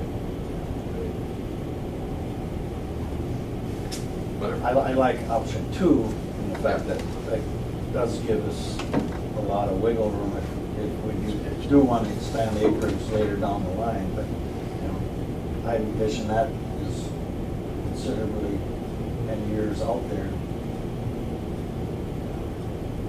Well, I think Casey's point on moving into option 2, in case someone decided they wanted to build a hangar or something, or expand the apron, that gives you that option. Otherwise, if you've got that balloon facility there, then you're back having to move again. And so I think the only question I would have on option 2, have we included the construction of a road off of 108? We don't have it on the figure, but we would need one. They do need the road to have truck access for delivering their helium and other, whatever else they would take delivery of. And obviously, you'd have to pull line, data, etc., power to, which is doable. Does option 2 fall within the distance for the National Weather Service for their data? Does it? From the terminal, it falls within their requirement for how far they are from the terminal building. But we haven't, they are aware that we're looking in this vicinity. They haven't seen these sites. So what we did, Sean was up here a few weeks ago and did some site photos that they had asked for, both of the existing structure and slab and in site, as well as photos of our proposed sites. So we wanted to show this to you today, and kind of the next step is we'll send all of that documentation to NOAA, and we'll set up some follow-up meetings. So that's kind of where we're at in the process.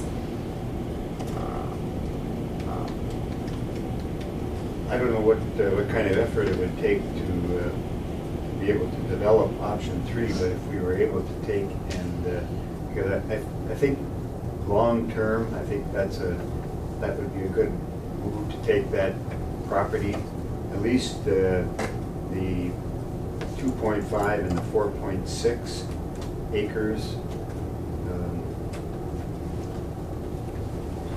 Was that $200,000 figure? Does that include all of the? I think it include all the, yes. But it's still exactly But the small part, Because villages are useless to us. I mean, the villages have to be done, so there's no value to us. Yeah, you're basically going to just demo everything right out of there, flat, and totally take all the trees and everything out.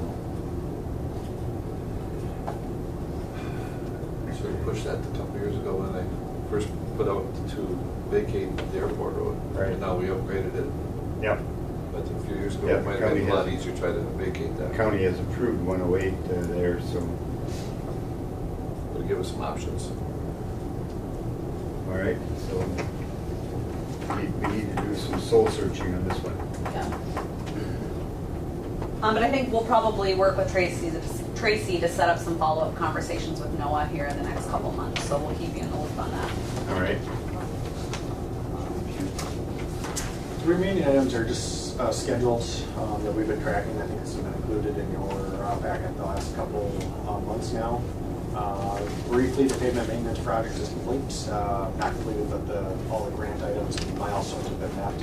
Runway reconstruction project for design is developed for the entitlement grant. That is all finalized with the amendments that we made today. The snow removal equipment, Thor did some very good work getting quotes in from some suppliers and following up with all the FAA requirements, including Buy American and the FAA. So that is, I think, a good standing. So I don't know if we have anything else, but that's what the entitlement grant application the mayor was able to submit. So everything's in the FAA and DOS portion for the entitlement grant. The discretionary grant, that is what we're working towards on August 9th. We have the bid opening on August 9th, as we talked about. Special commission meeting August 10th. All the preparatory work is done. We're just waiting for the results now. So we'll have a bid opening on August 9th, and then you'll consider the bids on August 10th with an SEH proposal as well. There'll be an IFE process, probably that maybe Kyra Hazard, or we'll be coordinating with Becker Hoppy. I believe they've offered their services to complete an IFE for that. That's that independent look that they did for the design, so we similar to that. And then we'll submit soon after that the discretionary grant. We've done the draft grant, discretionary grant application. We'll just have to submit one of the final numbers. That's it for the schedule. Any other questions on that? One more thing. All right, last thing, and one more packet of paper. So we, as part of the design effort now moving into phase 1, we developed kind of a more formal public involvement plan, kind of back to the question earlier on about how we're going to, share the information about runway impacts with airport users and the general public. So this plan really outlines, kind of the goals of, who are we trying to outreach to, how are we going to outreach to them in what different methods. So maybe if you go to the back of the packet, there's kind of a nice schedule that's a good visual way to look at it. So obviously we'll have, at the top here we've got in-person engagement, so we'll have updates here at the commission meetings throughout the project. We have talked with Thor a little bit about, an idea of having a project open house. Sometime after the bid and project award. This could be a general public open house. I think you guys did something somewhat similar for the terminal. But we could share information with the public about all of the, it wouldn't just be phase 1. It could kind of be the introduction to this large, kind of reconstruction project of the entire airfield to the general public. Talk about, what the scheduling is going to be, what potential impacts may be, what we're doing with trying to pursue this temporary runway, just starting to share that information very purposefully with the public so that everyone can kind of understand what the airport's doing, why you're doing it, what the impacts may be to the airport, what they won't be to the airport from a commercial service standpoint. And then obviously we could invite airport tenants and users to that as well. And then we do also have a separate tenant user meeting. So they'll be invited to the open house, but we thought having a very targeted meeting with them, maybe out at the airport at some point a month or two prior to construction to sit down and talk about really the details of construction and those phasing and items that Sean had gone through on, that the runway will be closed for 3 nights, what are the instrument approach procedure impacts, really get into the details with the airport users and answer their questions. We have the SRM panel tomorrow, obviously. one-on-one meetings. So these would be things that we're doing kind of ongoing that will continue, like, meeting with SkyWest yesterday, or I know Sean's trying to set up a meeting with the county engineer to talk a little bit about the project next year. So just any of those one-on-one kind of meetings with stakeholders that we would schedule. And then obviously agency meetings, especially with the FAA, will continue throughout the project. Written engagement, one thing that we've used on other similar projects that's worked really well is kind of a project newsletter that goes out to stakeholders. So there could be one, maybe this fall, kind of again announcing and introducing the project more formally, and then maybe monthly in the months leading up, a couple months leading up to construction. And then we have done weekly during construction at similar projects, and it could be an email blast, it could be something that gets mailed out. There's a lot of different methods we could use, but kind of, what was done this past week, what's coming up, are we on schedule, what do they need to know? We can provide some photos. People always like pictures of construction and what's going on. So that's always been a good way to communicate throughout a project. And then obviously we'll continue the kind of kiosk setup that we have in the commercial service terminal, and we can update. We've got a flyer there now, but that can get updated to kind of share some more up-to-date information on what's being proposed. And then GAFBO information, I called it an information station, but kind of a project, flyer overview, if you will, that Thor could share with users that come through, in addition to the newsletters and just materials that Thor can have on hand for people. Online engagement, if you would like to include information on your website, we could give Kyra, project newsletters or anything like that. That could be available online. We're happy to do that. And then if there's any email or social media, that could be used as needed. And then at the bottom, it just kind of tracks, where some of the project items happens. We've got the project, it says DIG, it's supposed to say DID and contract award on here. Well, that's two, that's right. And then the construction there for next summer. So this schedule here is specific to phase 1, but our anticipation is we would not only update this throughout phase 1 as needed. There might be new methods that we need to use or different approaches we need to take to kind of react to different things. But we'll also kind of use a similar approach for subsequent phases, and then just update the actual plan language as needed too. So it's kind of a living document that will continue to evolve, and we'll add to it as we move through other phases. I guess with that, I'll leave it open to any feedback or questions that you might have. Just one question. No, we are speccing this as an asphalt. It's not going to be a concrete. Correct, asphalt. It'll be all asphalt. I know, Mr. Chair, that chamber lunch and learn, like to schedule an airport update, one of their upcoming lunch and learns with Thor, an opportunity to kind of help with some of this as well. Before construction starts. Oh, one other question I had about kiosks. Kyra and I were out there, there's survey cards. Yeah. Who ultimately gets those survey cards, and what? So we are collecting those. Thor's kind of giving us a pile each time we come. I've got them tracked right now in a database, and now we have a couple months of data. We're probably ready to start summarizing it, but we are tracking it. So a few of the things that are on that card, one thing is people, if they wish for project updates, they're giving us emails, and it seems maybe 20% to 30% of people have been giving us emails. So we'll add those to the email list. So when we have newsletters and things like that, we'll do a blast out to those individuals.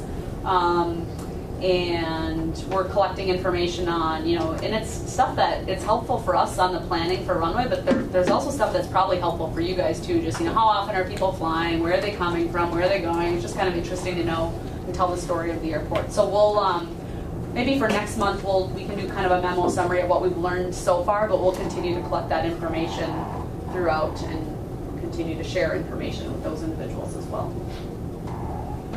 So taking a look at the time for a project open house, our September meeting would likely be the 26th, the last Wednesday of the month.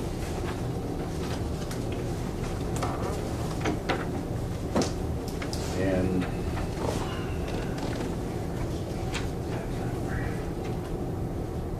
wondering if we could have the open house the evening before. Or it seemed to me that maybe an evening meeting for an open house. I thought that worked well for the terminal. I remember it was the evening meeting for that Wednesday too. Like the 25th, which would be a Tuesday then, that'd be the evening of the 25th.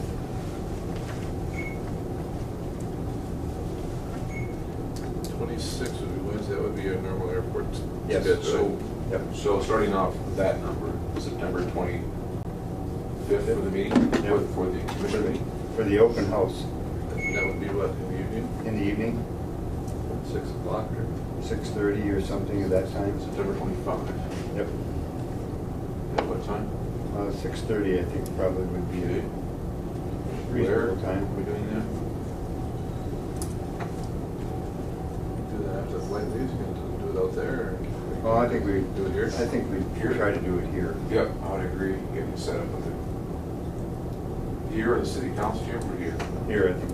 Okay. I think most folks are used to coming here until we get a conference room at the airport. So airport project open house on 25th. Do that. 26th. Council chambers again? I think we'll do it here. September 26th is your commission. Yep, at 8 o'clock in the morning, 8 a.m. for the airport commission meeting. And then I think we'll talk to the chamber and possibly either Tuesday or Wednesday at noon to do a lunch and learn on an airport update and share.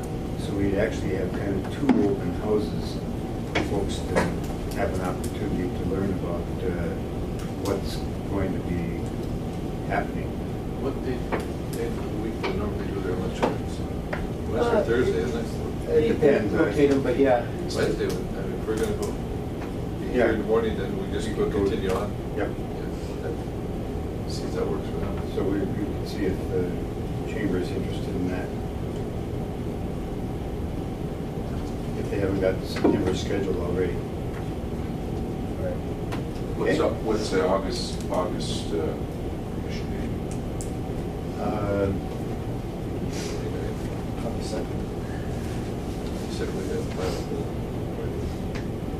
Yeah, it's the 22nd would be the day. It's okay, August 22? it works. That's the fourth Wednesday of the month because August starts on the 1st. That's not too early, 22nd, Okay. 8 a.m.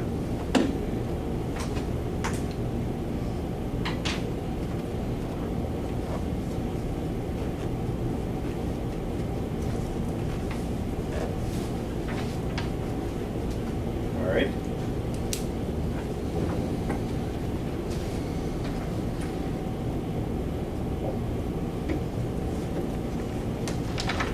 Further. I think that is all we have. We did just throw at the end of the memo, just upcoming meeting dates, there's the SRM panel tomorrow, and then the special commission meeting on the 10th. That's all we have. And now, this document here, this public enrollment plan, are you planning to put this out?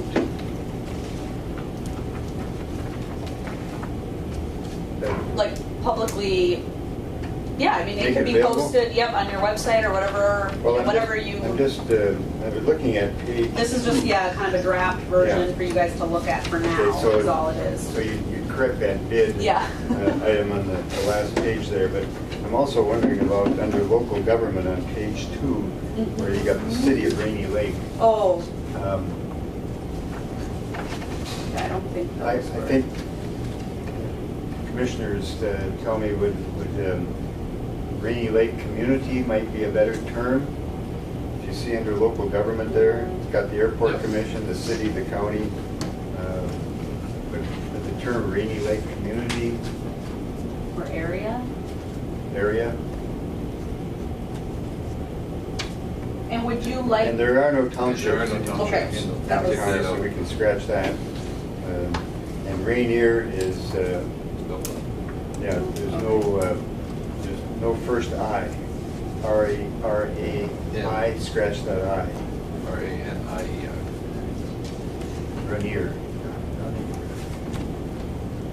And a question on kind of this section too, or we could create a separate section for it. I know there's been conversation before about, just acknowledging there's a lot of visitors coming and going from the Canadian side as well, so we could list them, even though they're not obviously participating in the project, they are still a stakeholder in the project, so we could list them. We could create a separate, blue section for Canadian stakeholders, or we could leave them out formally, and it's whatever you wish to do in here. I think it's a great point. I would put down here under local government, the town of Fort Francis. Okay. See, It's no town. They're a town? Yeah, they go by town Oh, they do. in Ontario. Town of Fort Francis. That's with a E. Francis is a C-E-S. All right. And is there any, kind of similar to, the chamber's probably a good one to add as a, just a stakeholder by name, but Yep. is there anything on the Canadian side as far as like a resort association or a similar chamber type organization? Northwest Ontario, I think it's Resort Association. Is the proper and we term. probably should include our Rainy River. Well, there's the Rainy River Improvement. Development, excuse me, that's what it is. we should include our CVB. Yep. Convention Visitors Bureau. Yep. City of Rainy Lake, you just want to scratch that out of there. Yeah, I think we'll replace that with the Rainy Lake area.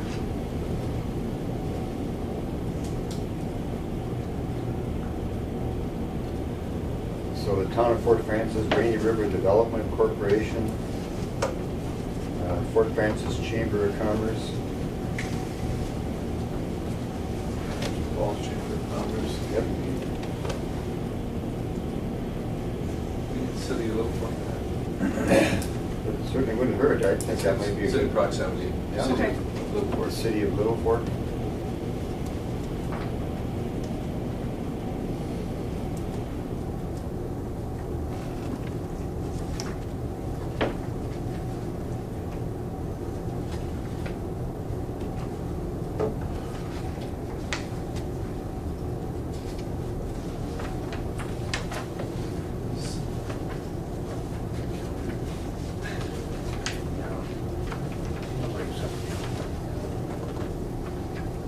Or is it more that's likely covered?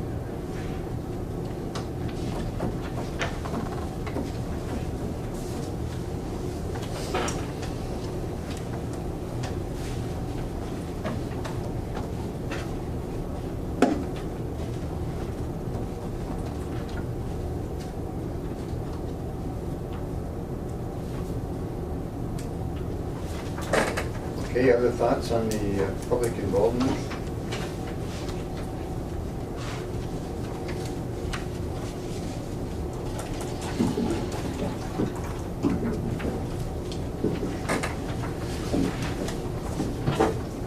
Airport users,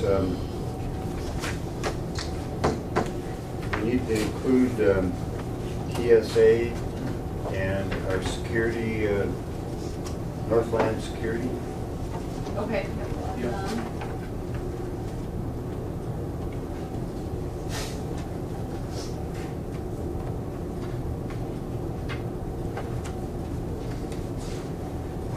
Any others, Thor, Brian, that you can think of that we're not covering in the airport user list there? How do we, airline passengers, what do we mean there? Just the traveling public, how are we informing them of the project? So right now, we've had there's a flyer in the terminal, so that'll get updated, and just kind of using that method to share, because you want to share that there's something going on, but it's really important to share that it's not going to impact air carrier service, so that, when a family's booking their trip this winter for next summer, they know the airport's going to be open, even if they've heard, rumblings that there's going to be a project on the runway. Right.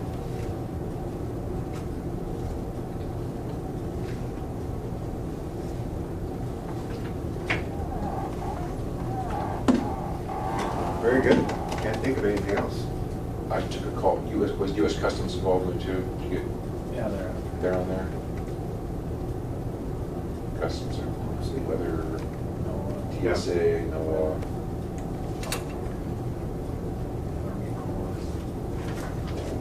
Border Patrol, United States Border Patrol, we need to have them listed. Yep, we have them in the Federal federal, Customs Act. Where? up at the top Oh, you under got them federal both. agencies. Oh, because it's United States Customs and Border Protection is the real term for the inspectors, is that correct? Border Protection, and then the United States Border Patrol is part of TSA, but I Okay. think they're a separate unit. Separate. Just ask them. I'll tell you. Always nice. Well, I know they have separate captains. Separate headquarters, separate Yeah. uniforms. We'll make sure we list them appropriately so we don't Right. make anybody Paid us a crabby. visit yesterday. We did. Yeah, We need to include the local law enforcement, That would be good. International Falls Police and Coochin County Sheriff. Yep. All right. I don't know if you want to put the other local government.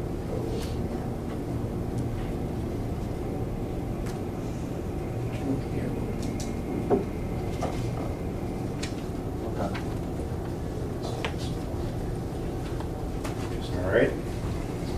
Anything further? Very good, very good. This is very, very helpful. I think it'll be very well utilized.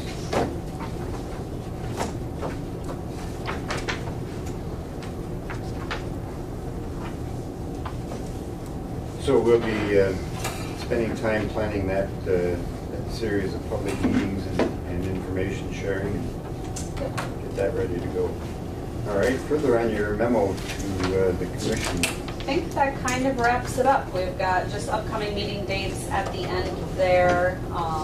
The SRM panel obviously is tomorrow, and then the special commission meeting coming up August 10th. All right, and then we'll add to that list then the public involvement date of September 25th. And we'll let you know about the chamber Okay. lunch and learn. Okay? Sounds good. These days we have to open up the machine. just to Yeah. cover it.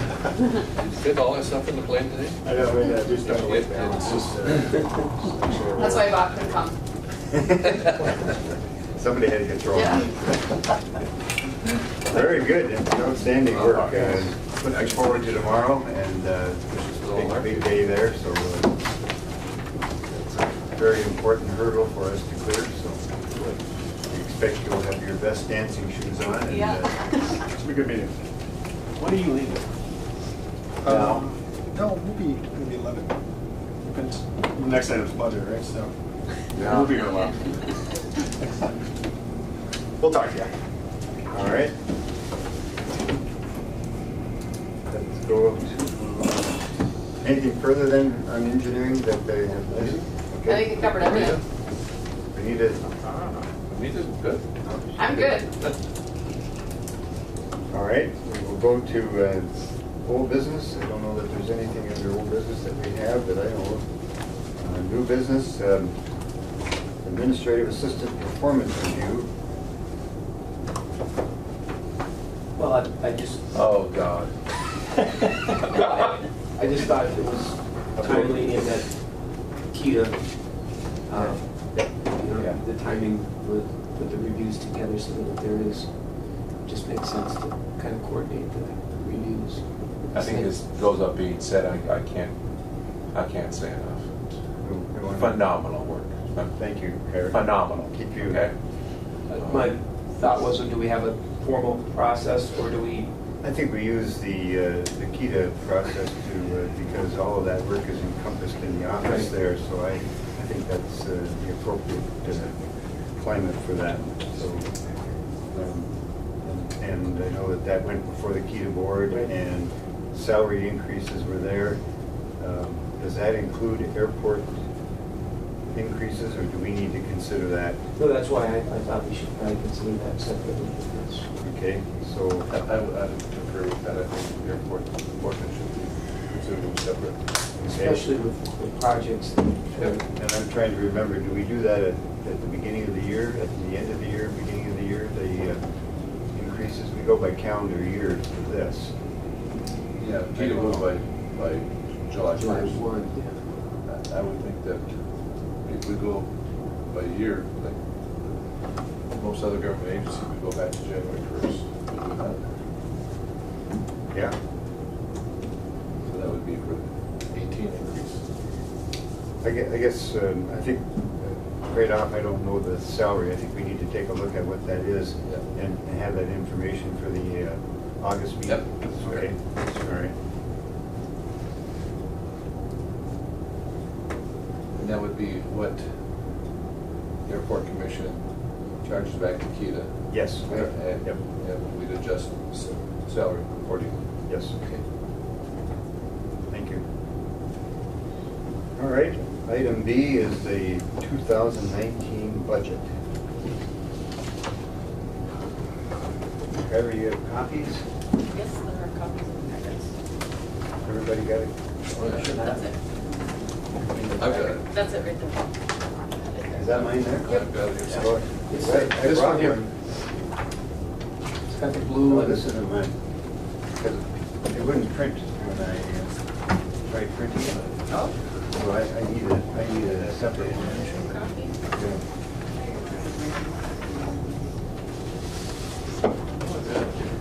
Do I have one? I don't think, is there one in here? Oh, there is That one. should be it. I'm There sorry, you there go. is one in here. I have it. Okay. All right. There it is. Let's go It's the through. big one. Yep, let's go through and start with utilities. Chair? Please. Maybe Kyra formatted this just slightly different. Maybe Kyra, you could just explain kind of the formatting that you, from past years, to what you're moving toward. Yeah, I changed up the format a little bit. I rearranged a few things just for ease of visualizing things, as well as once this is approved, I tied things out to the items that I have in my QuickBooks, so the codes will coincide with each other, and it'll give us a better report on tracking our budget instead of having to figure things out. It'll be a little bit easier going forward. So with the dollar amounts, that's about the same layout with the last year's amount that was approved, and then our actual amounts, and then the 2019 recommended amounts. I also put in there our 6-month amount of where we're at as of July 30th, or excuse me, June 30th. A year-to-date number. So these numbers tie out to what's been paid to date. So that gives you a little bit on how I arrived at those recommended amounts. There are some increases, which ties back to a lot of the terminal stuff. And that's the majority of why there are some increases. Okay. And so under power and light, because we were running several buildings, cost so far this year is close to 40,000, and so you budgeted 80,000 for next year to get us through the construction period and the building. Okay.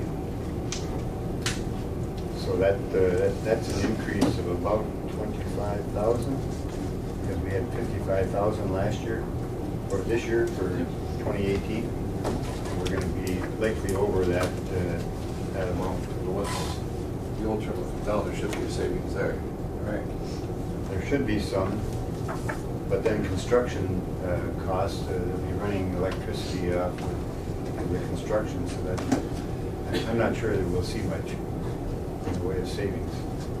I don't foresee us getting back to a normal budget to actually see, costs for utilities until 2020, 2021, just because once we get through that construction phases. And I think we will see some savings. I mean, I think with LED lights and everything, I think we will see some, but I think in the beginning, at least for the next year, 18 months, we're going to be continuing heavy. Is there an increase in Minnesota Power at all?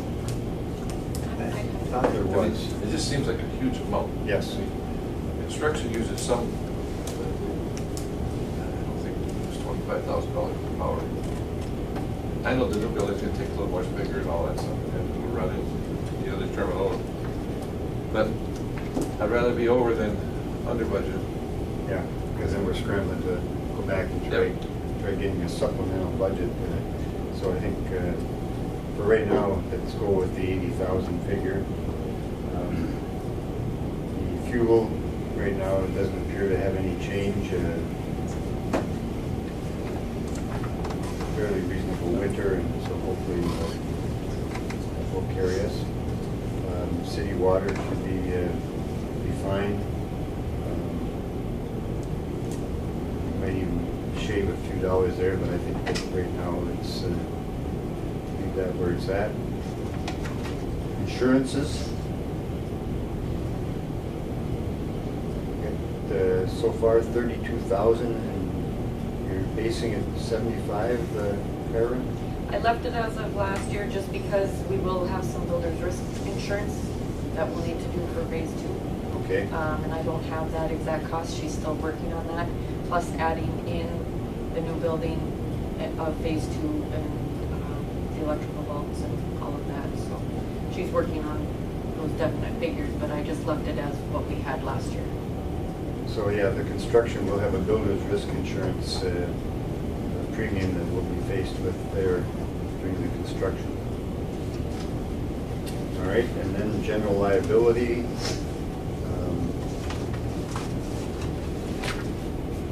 Looks like the 7,000 would be appropriate given that we spent 6,700 already this year.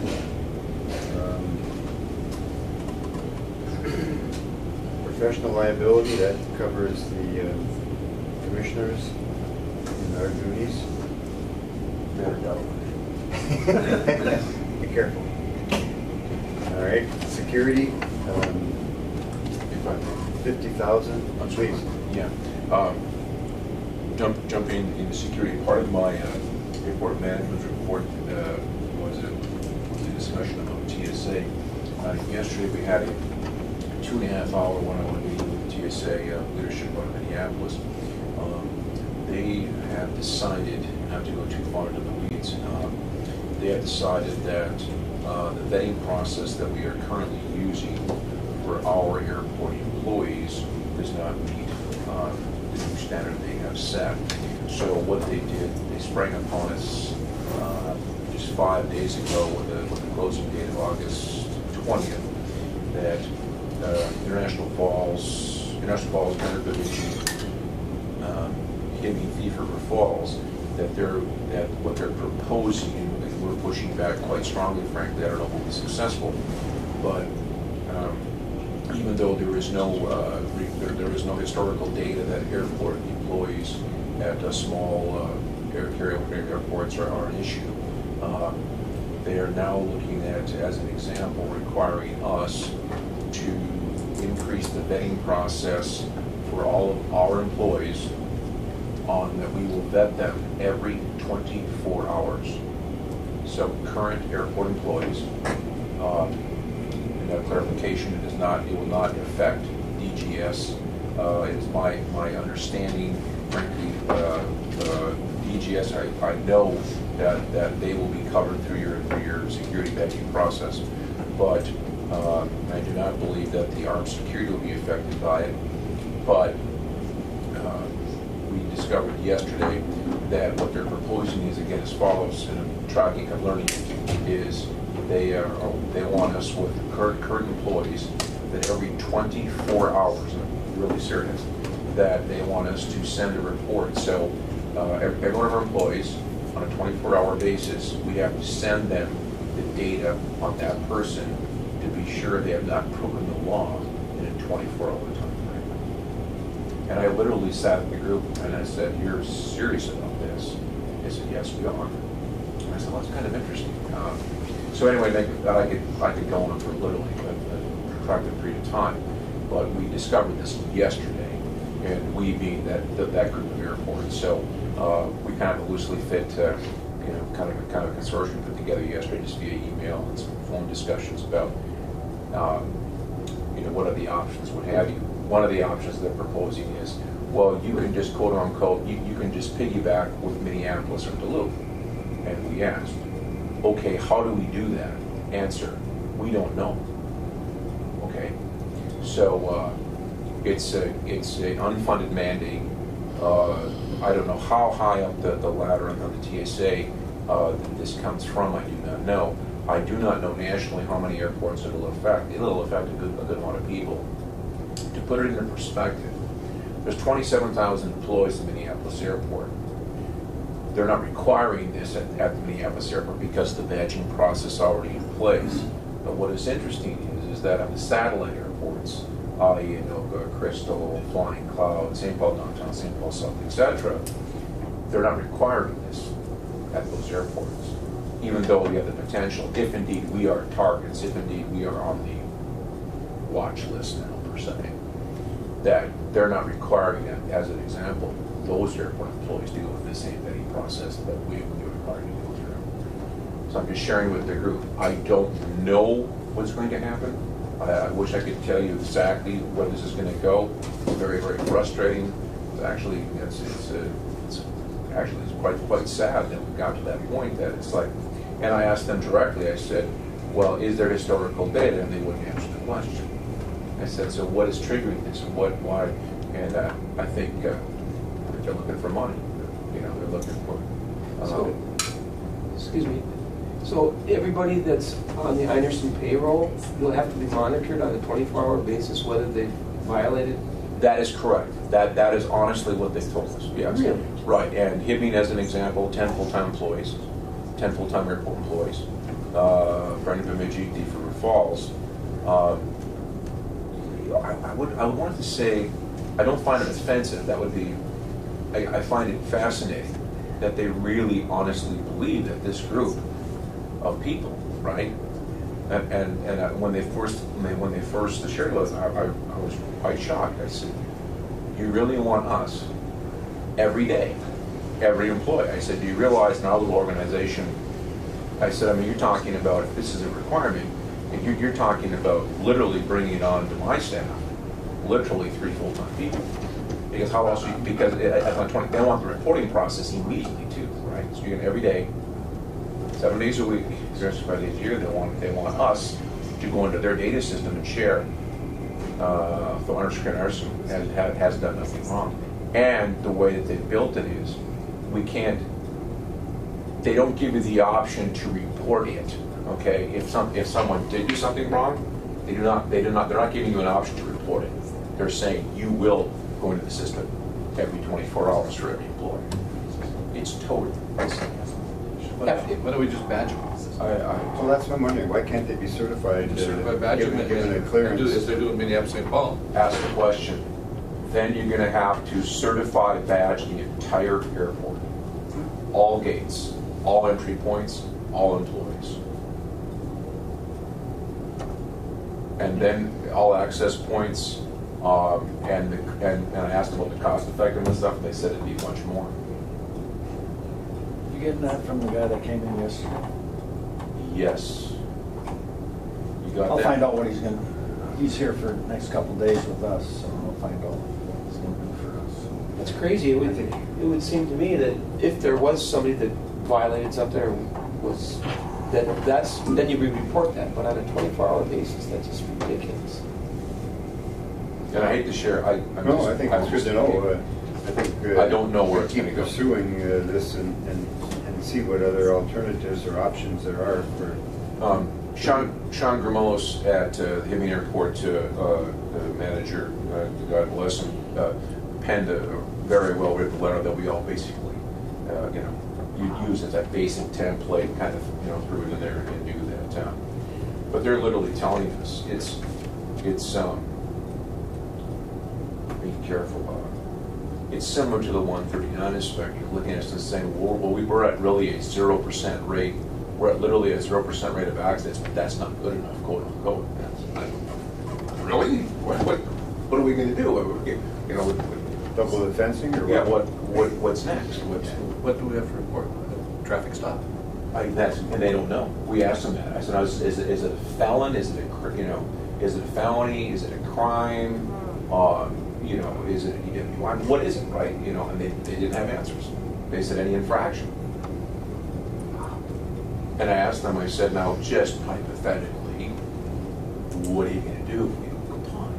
And of course, they said, we'll shut you down. Sure, yeah, shut the airport down. Nice. All right, TSA's got enough problems. yeah. That's what I'm gonna worry about, these small regional airports. They have their own part of it cleaned up first. Not going too far, but post 911 TSA, airport manager. Does be a lot of trouble. So, they in their infinite wisdom said the airport managers, we were in charge. So, I learned the hard way that you're gonna get secondary screening every time. Yep. So, little different system then, they had the secondary screening line already lined up, so you would go to the secondary screening line. And they would ask me, sir, why did you come to secondary screening? I said, because I control my ID, because I'm the airport manager. Why did you come over here? I said, because you're gonna ask me to step out that line, which is gonna cause problems for those people, and I'm stepping over into this line proactively, just to help you and the team. Oh, you can't do it. So I quit doing it, I really did. I said, okay, I'll stand over here.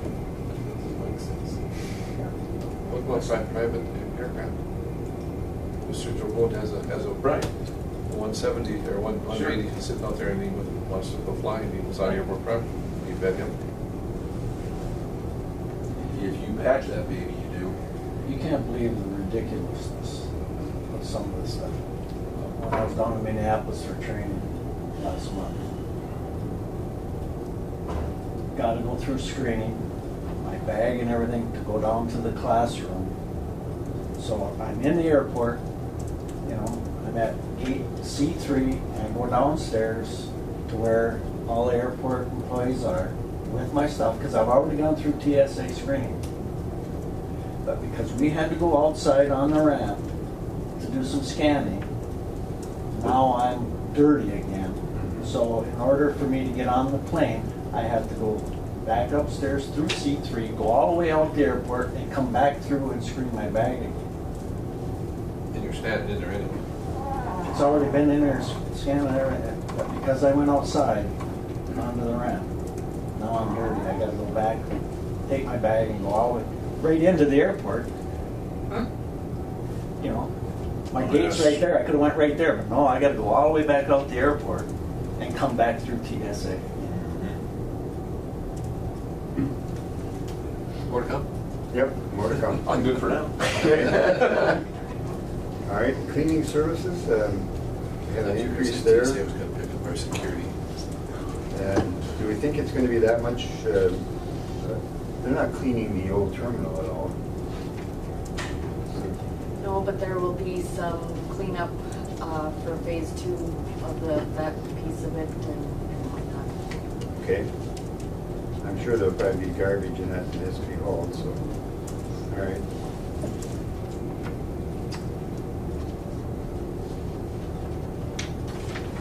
Okay. Maintenance and repair of buildings. We budgeted,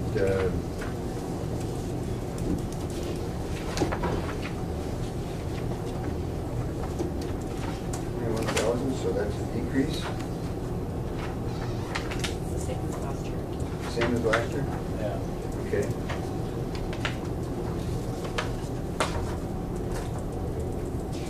And then the B3 reporting contract, okay. So is that from Ted? Or is that what we have paid out so far this year? What we've paid out so far and then anticipating with phase 2. Okay. So that would be phase 1 and phase 2? All right. Questions there? Then we'll go to maintenance and repair of equipment.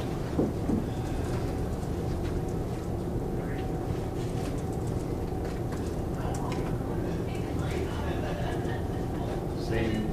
Can we, Keep it the same. Keep it the same? Do 18 total, compared to what we spent so far this year. Let's have that year. That'll be 18 is this year, really. Yeah. I mean, that's our actual total, 92,000. Well, no, we just got the one bill that's on today, the 25,000, so it's gonna go up. All right, motor fuels and lubricants.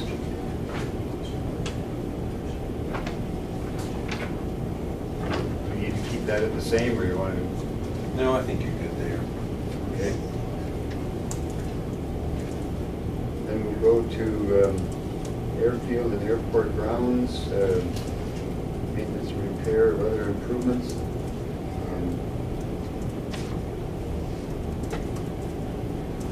What do we think we need there? Leave it. Is that 8,000? Okay.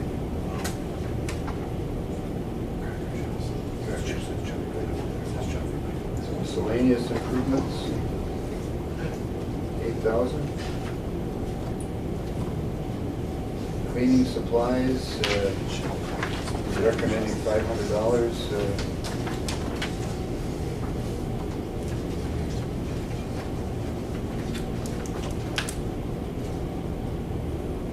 General supplies, 2,000. Is that 2018 actual total, or is that 2017? 2017. Actual total? The middle figure. Yes. Yeah. So we'll do the 6 month, okay.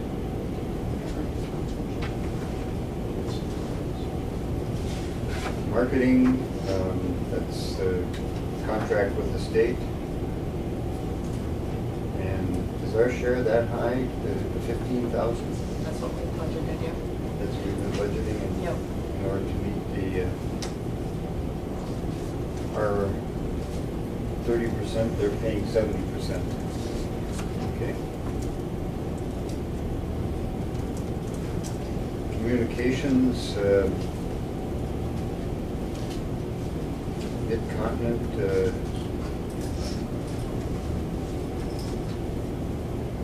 that's for the phone and the internet service. Yeah, I don't, it doesn't look like I changed that one. That one should be increased. Should that, what, go to 5 or? We're already at We're already at 51.84. 51, so I'm, You wanna make it make it 10 because there was some lines added and things like that, so that's pretty accurate figure. So it should be increased to 10. 10,000? Okay. And then network support. This is a new line item.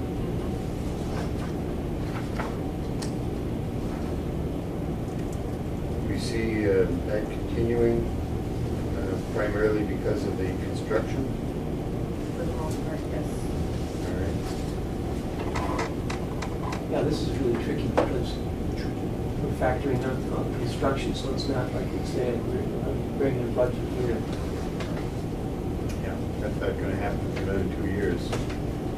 And then we now know that Customs and Border Protection told us that we need to supply them this Verizon line at $9,600 a year. So that's another new item. Both of those are new. They have been paying it and discovered that they've been paying it, and they said, well, you're supposed to pay it. So, So does that Verizon line, that Verizon was wireless. I think it's a line, I don't know, It's a fiber line. but I didn't think Verizon, Frontier is the only one that's got fiber into the airport. I don't, I've been told, and I went back and forth with them, and they are. and maybe they're coming adamant off of fiber. Frontier and Verizon's buying off of Frontier. Okay. All right.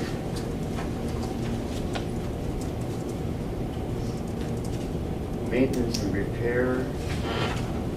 That's fixed base operator, airport manager. 265. Sure? Yeah. Okay. That'll work. All right. And that, does that cover all of what we have there in the cost breakdown? To get to that? It does. Okay. Airport security wages, is that gonna go up with this TSA?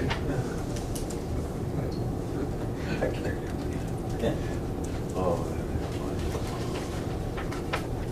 So how many part-time do you hire this year? I hire 3 part-time assistants. Ooh, that's you. The missus. Huh? I don't know, I'm asking a question. All right, office supplies, 500, that seems pretty reasonable. Secretary contract, you are at 2569 right now, so 30 would cover that. Attorney fees, cut that down from 5,000 to 2,000. Very good. Miscellaneous, $500, that's, looks okay. Printing and publishing, for advertising, $1,000. Subscriptions and memberships, 500. License fees, 2,000. That from the MPCA and others. Audit, 11,000. That looks like a good figure. Yeah, that's Yeah. crazy. That is That's a hard one to $4,000 score. to $5,000 portion. Travel and training. Is that an annual requirement for? Yes. Yeah. But do they bring the fire unit up now? That They do. helps. Yeah, for the recurrent, they bring the unit up, and then we send newbies to our training to their sure. facility. Are you, every so many years, required to do a complete, where everybody's involved with the simulation and all that, or is that just done voluntarily? August 14th at 6 p.m. Good question. So we hear all the sirens and they get out there, it's on the 14th. It's just an exercise. Yeah. Okay, eligible capital expenditures. Not sure how to figure this one out. Which we have? Oh, next one. So for phase 1 reconstruction. And I think, Sean, you said that was going to be 3.7 million for phase 1 That's our construction estimate. estimate, yeah. Yeah. And so there'll be an engineering portion up and above that. Okay, So maybe a touch more, maybe around 4.2. It's probably just an initial estimate. We gotta go through the scoping process yet. all right, so then, so 4.2, so we had it at 3.8, so we need to increase the local share then. 4.2, and that would be, I think the only thing we can do is go by 5% right now until we get a commitment from the state. Looks like the SRE isn't built into this either, the broom. That's a really good point. Do we know estimated cost on that yet? You know, I should have it, I have it. I can pull it up. I think you have it. I can't remember.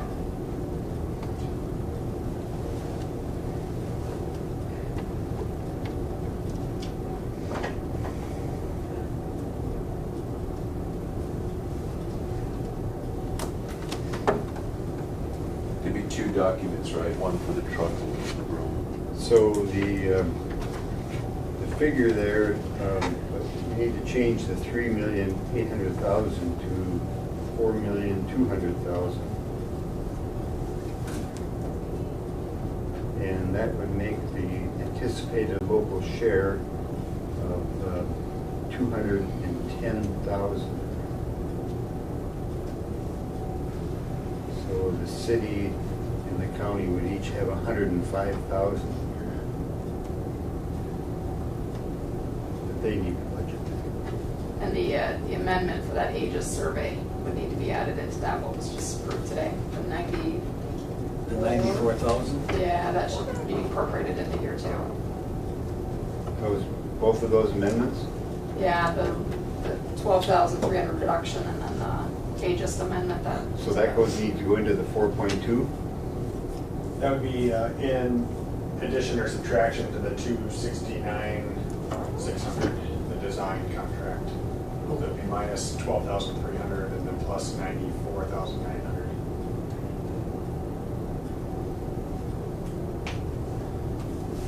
So that's gonna, yeah, that's gonna be about 84,000 that we need to add to that 269? Correct. Yeah, 82.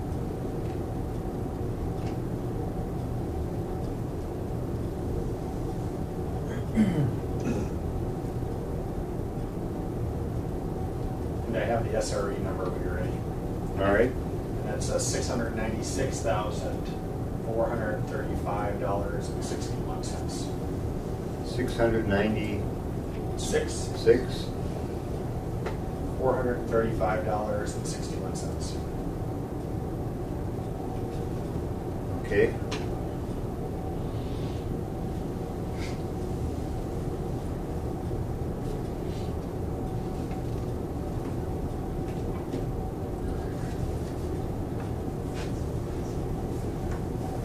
So the line 3030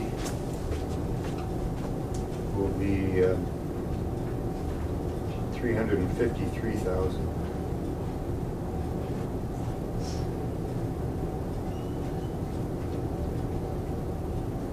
So did that figure into your 4.2? And I think the 4.2 is construction and engineering. So design is going to be Design is separate. separate? Yep.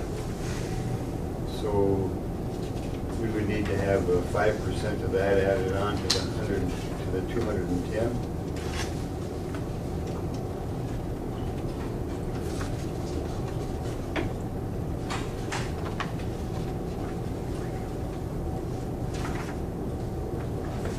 So another 18,000, so that's going to be 228,000 is the local share. That would mean each city and county would each be faced with 114. All right. Then we need to do 5% on the 696,000 also. We need to have 5% For the match SRE? for the SRE. Correct. But I believe the entitlement grant, you do have commitment from the state on that. Well, and we budgeted annually, we budgeted 100,000 to cover the, no, 50,000, 100,000 for the, for those improvements. It's 4.2. So do you have that already in here I just added it into the at the bottom bottom? figures. Okay. So we should have that covered already. Down at the bottom there. Yeah, and I think everything with the exception of the 4.2 million associated with construction, that'll be 2.5% local share. Do we have that commitment from the state? From the entitlement grant, we do, where if they come into question is whether or not they'll commit to the 2.5% match with the actual construction of the runway, the 4.2 million. So your entitlement grant should be 2.5% local share, which is Half of the 210,000. what you just came up with, correct? The number, the 228 or whatever. 228, so Yep, it'd you be just half of came up that. So, Yep. so that'd be 114,000, so the city and the county would split that cost. Yep. Okay. Yep, 57,000 each. Did that include the SRE, the 600 and some? No, Okay. but we The have that, SRE should be the 2.5% as but well. we have that already in, we have 100,000 budgeted for those kind of improvements. Okay, perfect. So the 57 is going to be in addition to the 100 that we do. So we can change that that 190 to 114. And we're going to put Benita's initials after that. I'm not sure I'm comfortable with that. All right. Then, is there a possibility that we would end up doing phase 2 in 2019? You would design it and bid it in 2019 and construct in 2020. So we would just have the phase 2 engineering then. You would get the whole grant, so I guess it would depend on how you want to cash flow it. You'd get the entire grant next year in 2019. Yeah. So that would include all the work associated with phase 2, but it actually won't be constructed, and you won't begin expending those dollars until 2020. So the 5.8 million phase 2 construction, engineering, and administration, is that correct? That's the terminal project. Oh, that's That comes in there as a I'm terminal reading the project. wrong line, okay. So I would imagine you've already have Yep, those we've got funds. those Yep. funds. Yep. That's fine. All right, so So we need you're to looking go- at that big number below it. Yeah, the 16 million is gonna be the runway. That's the phase 2. Taxiway. Correct, yep. All right, and so 5% of that is 805,000. But we still need to work on getting 2.5% on that one. Yeah, I mean, we want to, push MnDOT as best you can on that one. So that one, we can put that one for a 2020. For 2019. 2020, yeah, 2019. Some of the engineering is going to be done in 2019. All the design would be. All design yep, and engineering, but the construction is going to be in 2020. Correct. So do we have a breakdown of that for the construction, for the engineering? Roughly speaking, design would be about 5 to 7% of total construction cost. So if I was really good at doing that in my head. So the 16.1 includes all the engineering, design, and construction. Yeah, it's like a lump sum cost of everything. So So the- phase 1, we have everything separated out. Phase 2 would just be everything all together, so we don't know with any certainty what those numbers would be. So I think the question is you're looking for how much money you would actually expend in 2019 associated with that project? What Yes. amount out of 16.1?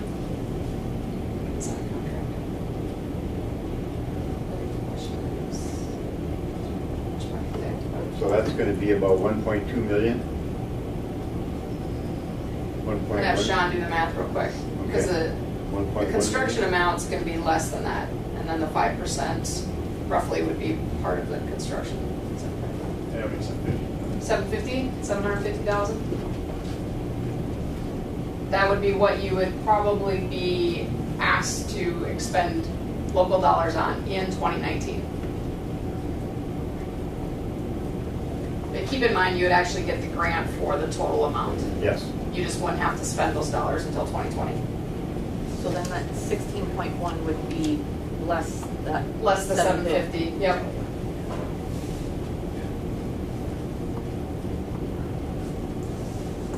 But we need to budget for expenditure in 2019. We need to budget that 750,000. Now, is it 5% of that we need to budget? Correct.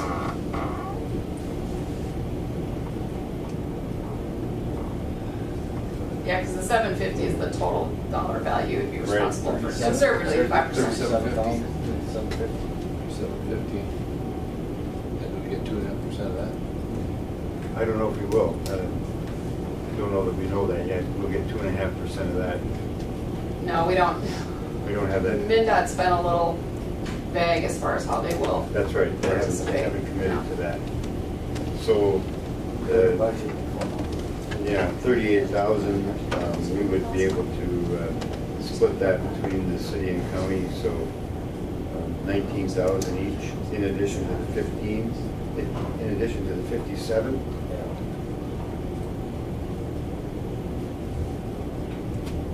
So for that project, runway project next year, the city and county each need to come up with 76,000. Just for capital, Yes, it's not operations. right. So I think on the, we'll have to go back and redo the phase 2, phase 3, and phase 4 and change those around.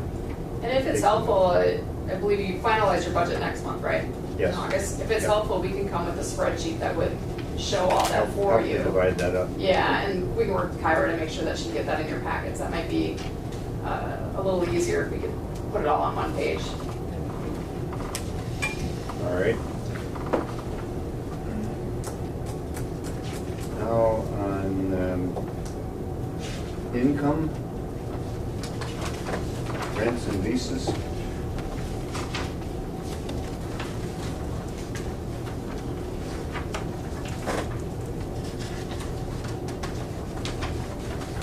We got estimated 45,000 income there. Hangar leases, 4,300. Terminal rent, 33,500. And advertising, 2,800.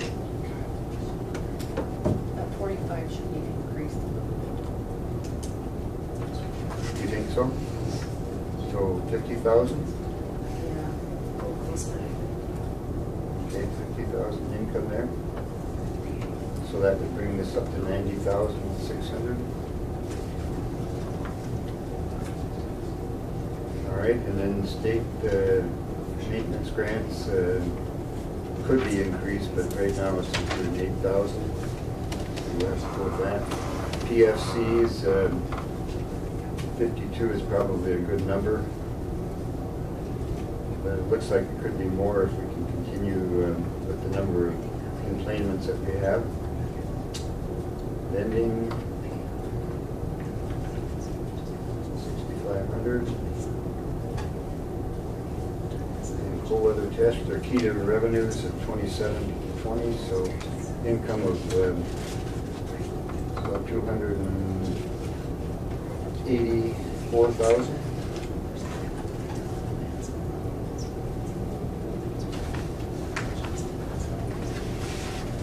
So we'll need to go back and refigure the city and county share and break that out. So. And I can kind of try and break it out per year so that Yes. the city and county will have a breakdown for 19, 20, and 21 Okay. to get us through this project. Right.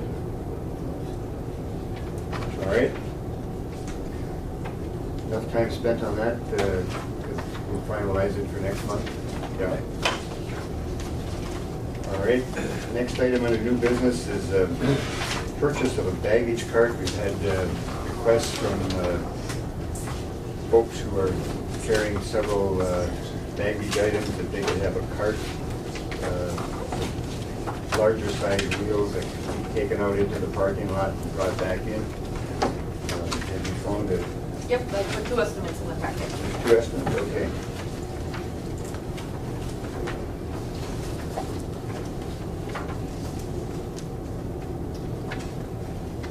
Luggage cart, $693. Yep, that one's from New Line, and then the other one is from Global Industrial. Global Industrial. and 580.32. How much, 580? Yes. Thought to ask a question. Are these really suitable for like inside a hotel room? Are they really okay to take outside of the snow in the parking lot? They've got, based on the way it explained, they're suitable to go outside. Oh, okay. I don't think there's gonna be a lot of snow and that sort of stuff that they're gonna go through. They're, a thin layer, but the tires look fairly large enough to be able to withstand that.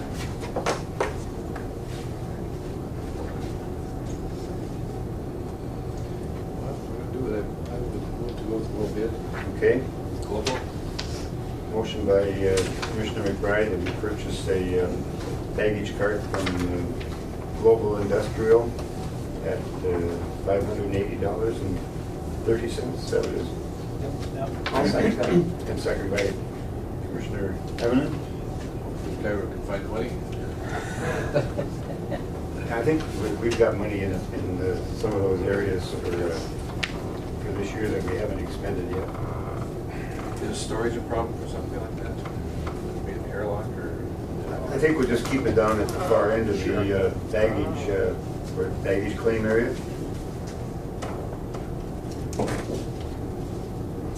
Further discussion?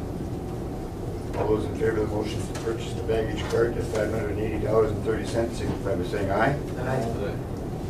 Those opposed? Motion is carried. Purchase is approved, thank you.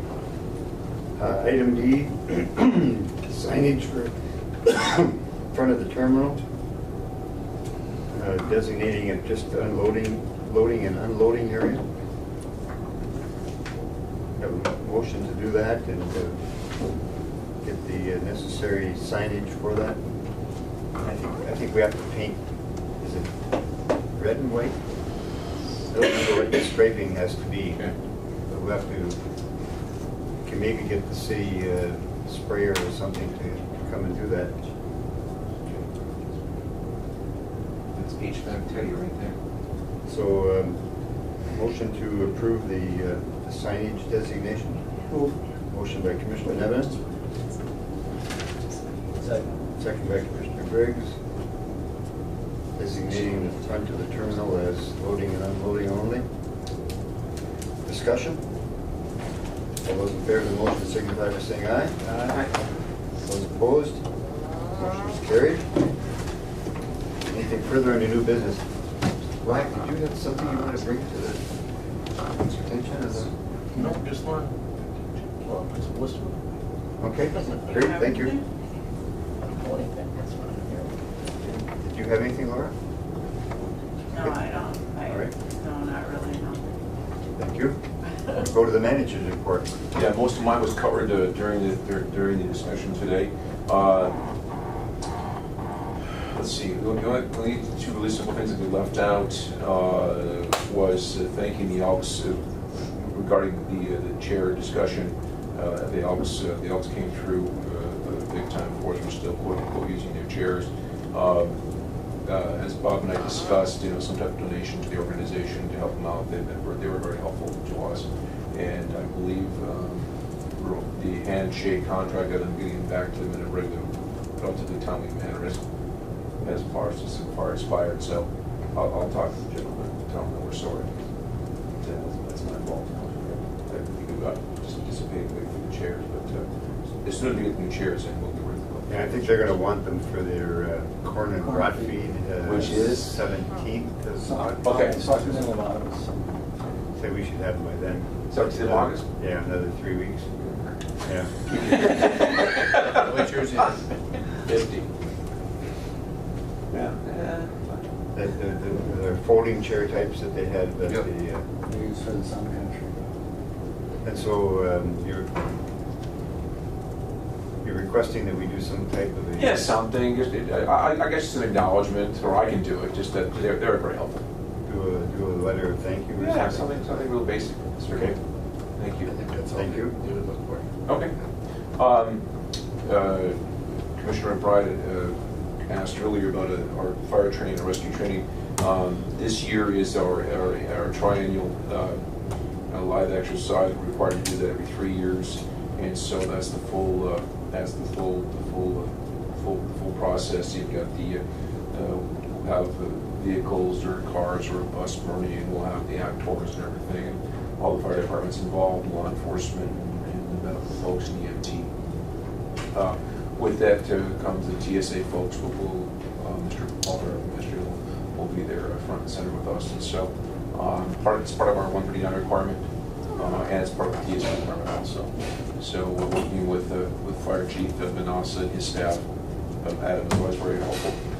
And so that'll happen August 14th at 6 p.m. So if you see the big mushroom plume, that's just us. But other than that, I appreciate all the efforts. Been a long journey today, but moving along. done. Again, thank SCH's team for all their great work. It's cool to have one of them. Lots to take care of yet. You bet. Thank you. Thank you. Questions for Thor? Thank you. Secretary. Employment's up again over last month, they just continued to rise. That's good news. That's good. In terms of marketing, I received a call from Bible, who handles our phone book advertising, Frontier Directory. We also have some digital imprints or digital marketing with them. He is wanting to increase the digital imprint a little bit, which then if we increase our digital, they would reduce and cut in half the print costs. So it basically evens itself out. It's about a $25 increase over last year for that increase. And it is good. They provide us with analytics, and it does get quite a few hits. Okay, approval of the online and print white page, or yellow pages.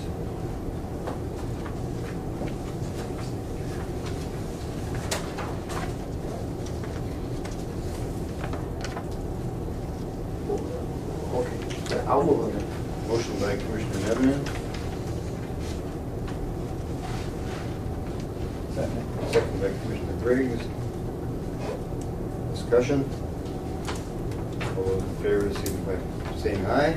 Aye. Those opposed, same sign. Motion is carried. Okay. Further, Ira? Next is a email from JJ at KGHS, just questioning if the commission wants to move forward with advertising during the bass tournament, as well as the Minnesota Vikings. In the past, the commission has gone with, for the bass championship, the keeper at $275, and that has 20, 30-second ads. And then for the Minnesota Vikings in the past, the commission goes with the 2 ads at a rate of $224 per month. And those are budgeted. Those are both budgeted. Very good. Your pleasure with the I would move. motion by Commissioner Briggs to approve the expenditures of advertising in the Bring the Bass tournament and the Minnesota Viking games. Second by Commissioner Nevin. Discussion? I would really like you to vote on that. You don't have to abstain. Right. It's not affecting you. It's, those 2 events, you know, especially the Vikings, are well listened to. Oh, yes. We get a lot of traction on those. Oh, yeah. Now that's very worthwhile. And we have been utilizing those ads for the Sun Country flights as well. Good. Further questions or discussion? All those in favor of the motion to approve the advertising signify by saying aye. Aye. Those opposed, same sign. Motion is carried. Advertising is approved. Thank you. Further?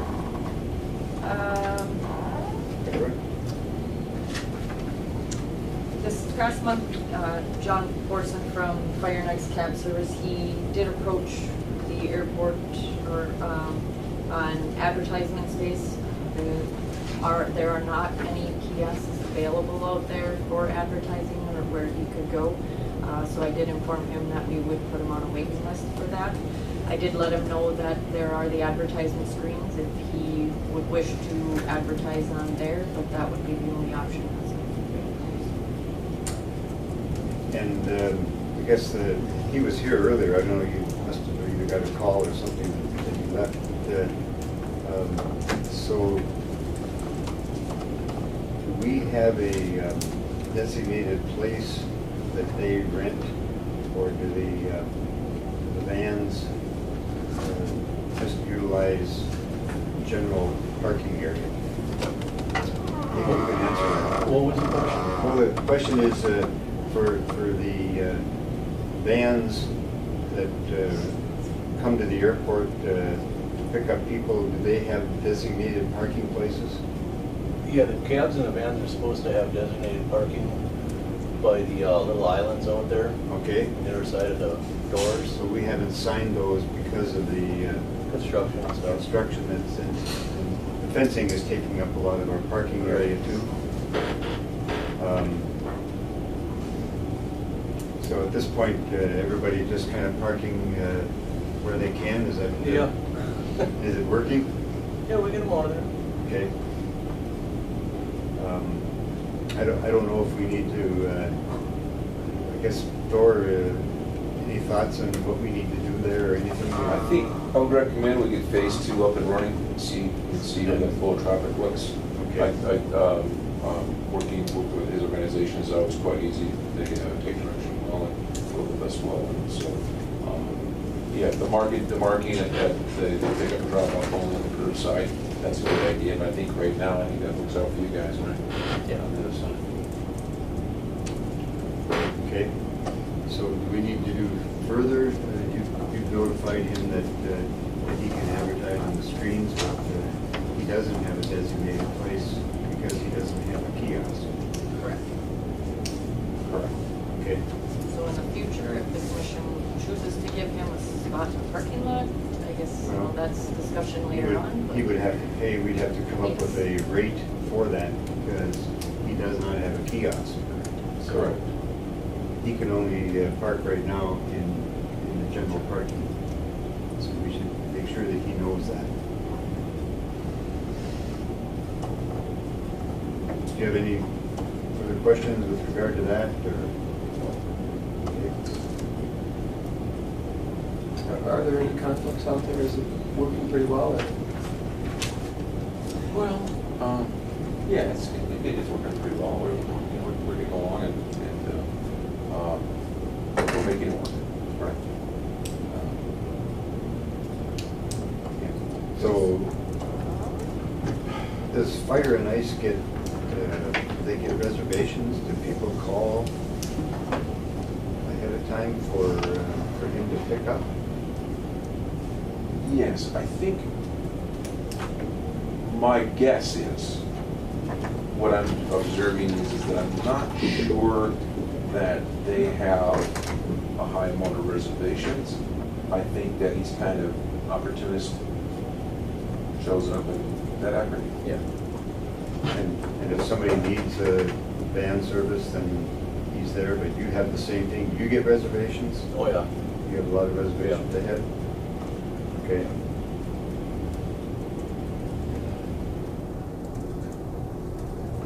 I would believe it'd be that operator his own option to do whatever he has to do to advertise on his own. I don't believe it's the airport commission's obligation to set that. So I don't know how he would get reservations ahead of time. I don't know if he's listed in the yellow pages. I've not looked to see. My understanding is he was off all of last year, Oh, so he he was off? just started up again. Oh, he was, recently. okay. So, Okay, from what he had stated. all right. So you'll be sending him a letter? All right. Just that question. Sure. Are you hauling people into Canada on a regular basis? Yes. Okay. Canada, everywhere. Because I see sometimes they have like U-Haul trailers on the back for the fishing equipment. That's North Air. Well, that's North Air, Yeah, we have okay. our own trailer. You get, okay, Yeah. you're. But you can't pick up in Canada, can you? Yes, I can. Oh, you can, okay. We're not allowed to pick up in Canada and drop off in Canada. Oh, I see. Just like North Air can't come here and pick up in the US and drop off in the US. Okay. So we work together. If we dropped off somebody at, say, Maccabi Inn and they're going to Rusty Myers, we'll call North Air and have them pick up and drop off. And they do the same with us if they drop somebody off at American or Days Inn, and then we transport them to the airport. Very good. One question. Please. So are your customers informed of the regulations entering into Canada beforehand, or? Oh, yeah. So they Yeah, know every that- one of our drivers we have during their training and everything, most of our drivers have been there well over 7 to 20 years. Yeah. they're all explained to while we're loading their luggage into the vans. The driver gets all the or the leader gets all the passports, what to say, what not to say, which is pretty much don't say nothing, just answer the question. And Don't volunteer anything. It's similar. yeah, we got a guy turned in one time because all we have are bazookas, and he was talking about his fishing on cases. Of course. And we're underneath the canopy. You know, you can get out of the country, but sometimes you can't get back in. Wrong term, bazooka. Right. Ron? Do you ever have one person in the group, when they get to the bridge, they find out they can't get across the bridge and then the whole... All the time. And the whole van is upset? Yep, but they already put their deposit down, so they just call us up and we try and hook them up with the local guide or while they're in town. We've had corporate buses. I've actually opened up my camper at City Cab, open it up, turn the water on, and let him stay till his buddies get there. Or if there's no hotel available. Very good. Some have to walk back, and then you go pick them up. Yeah. All right. Thank you. Further, Kyra? Next, just was a thought with the new terminal and everything and the tenants that are in there, of having Attorney Steve Schramon review the contracts to ensure that, you know, lease spaces are stated as they should be, you know, cost-wise, for those lease payments that are accurate still. Just kind of have him do a general overview of all of those terminal contracts. Okay, so you're just going to take them to him and let him review those? Make sure that everything is... You motion for that. I don't know that we need to. I think it's just administrative. I think just have administration review the leases. Contracts. Yep. Lease contracts. And And then, if we bring them here and have changes, then we would need to make approval of that.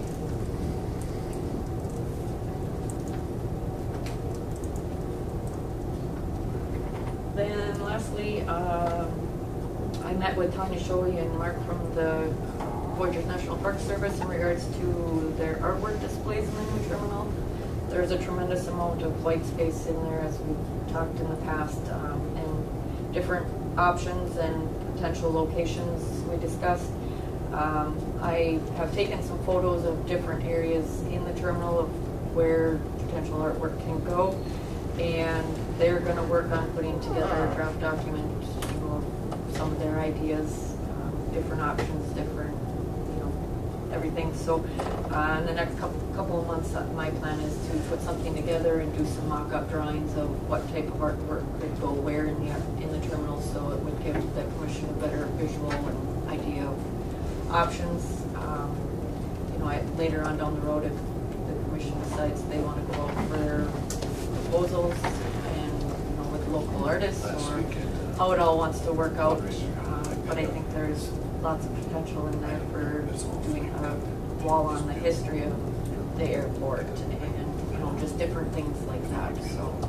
Yeah, we've got some ideas on doing a history of the airport with some pictures and some of the plaques from previously. I think Thor did Rich Holland, is that the name? Did he, Rick Holland? Rick Holland? Did he leave you some pictures? He did. Okay. And they're in our conference room. They're nice photographs. So I'd recommend those. yeah, some of those can be put up around, and we'll need to give him credit for those. So that was very nice of him to donate those to the airport. And those are all pictures of the lake. And They are. They're beautiful. Areas. They really are. Scenic pictures. Talented. I think there will be initially a cost to the airport for doing a lot of this artwork and stuff, and like photos like that, or artwork, you know, putting a little tag that says, you know, who they were done by, and, you know, things like that. So just some thoughts forwards. What, is there someone that we can get to hang some of that, or are you taking responsibility, or how do we want to? Well, there again, that's all discussion, so. Well, I'm wondering if we ought to authorize Kyra to be able to expend some dollars. I mean, I think Clint Chase still does those little brass plaques. I think that you might be able to get him to do those, but I don't know what he charges for each of those. Well, are the frames all the same, Thor? So it's not a blue one and a yellow one, and they're all kind of the They're all same? they're all wood. They're all Oh, wood. wood. Yep. Yep, they are.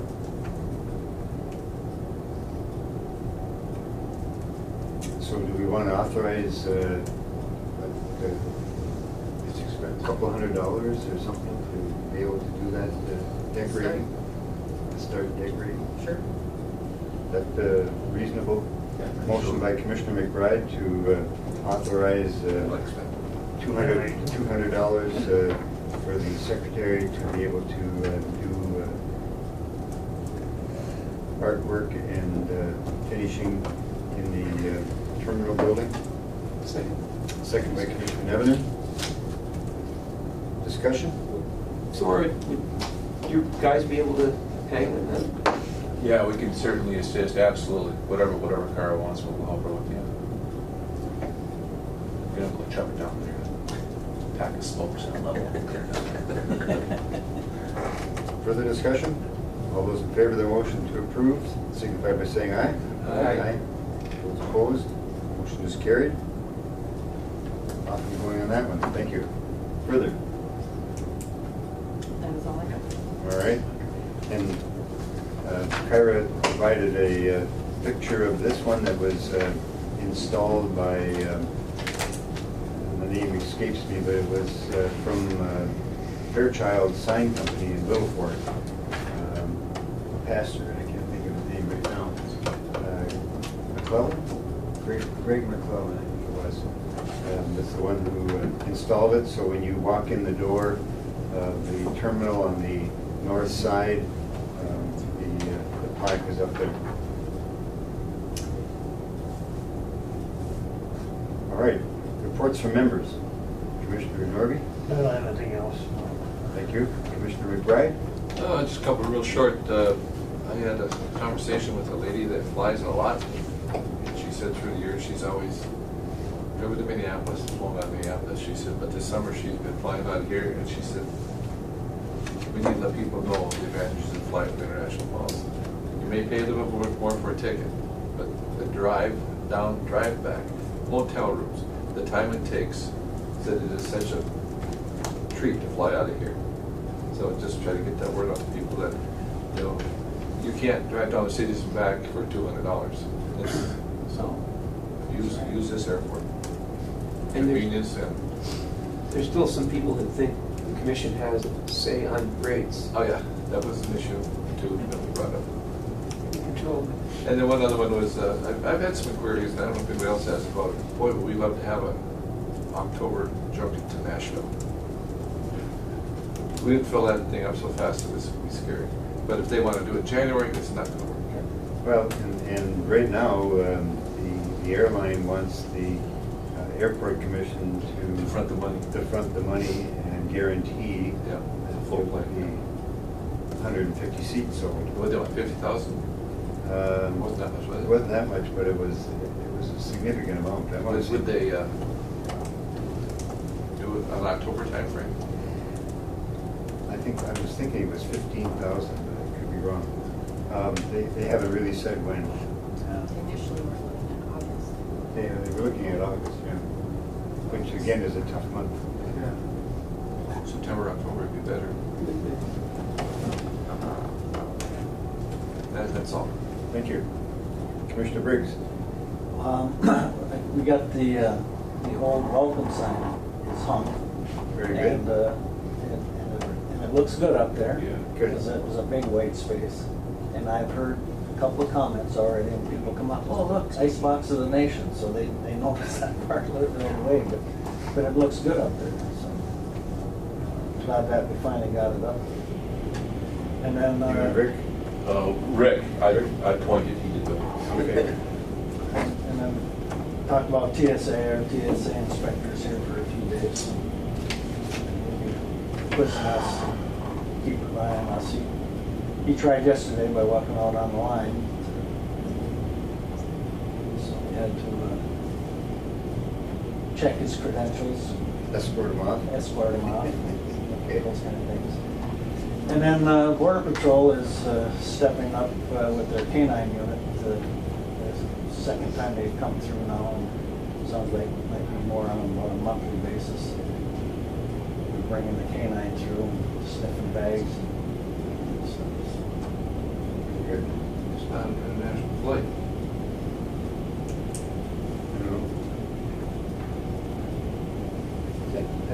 That's their jurisdiction? Just practicing, It's practice part of the TSA. It's TSA's contract. Interesting. Sniffing drugs. Because I asked the question, Yep. sniffing drugs or explosives? And he said, no, just drugs. I'm Sergeant Schultz on this one.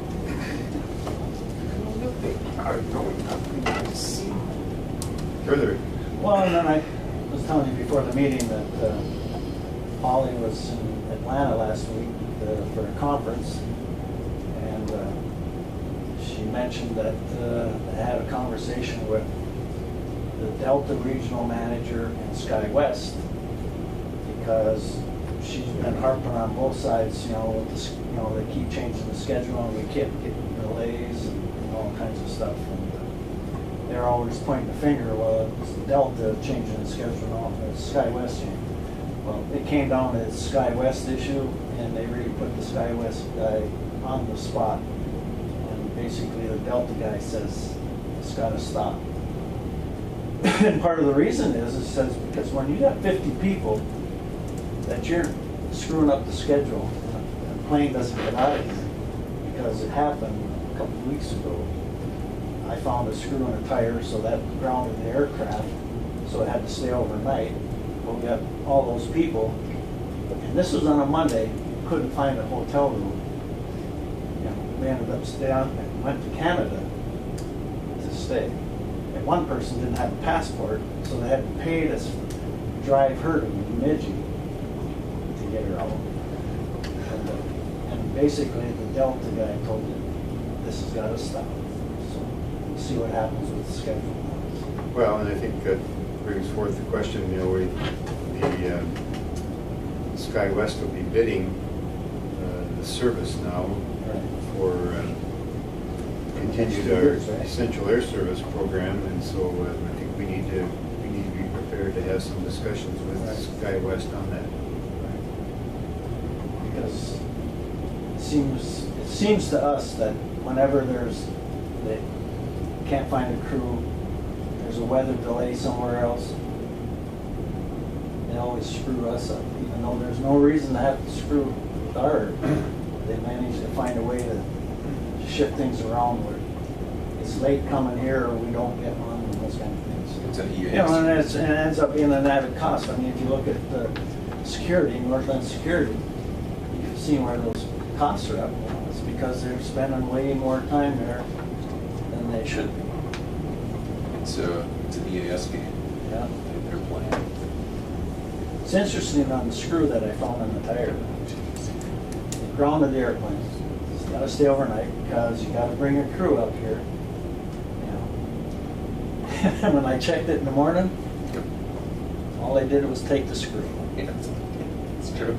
So I mentioned, you got to talk to somebody down there, because if there's a I know there's a criteria.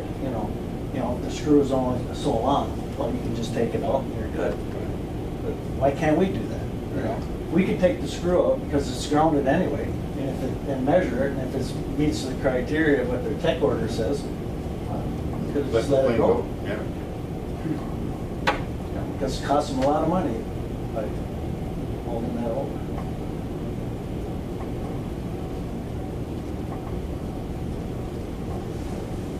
So proposals are, in this piece that passed out today, proposals are due by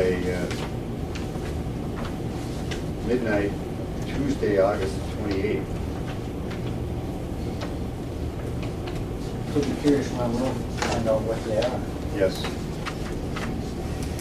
But I think maybe before then, Thor, you and I should make a call to SkyWest and ask them what they're going to bid. The other thing I would like to do is to request that we get 14 flights a week, not 12. And so I think we'll direct something to this Michael Martin at DOT and see what we can get, response we can get.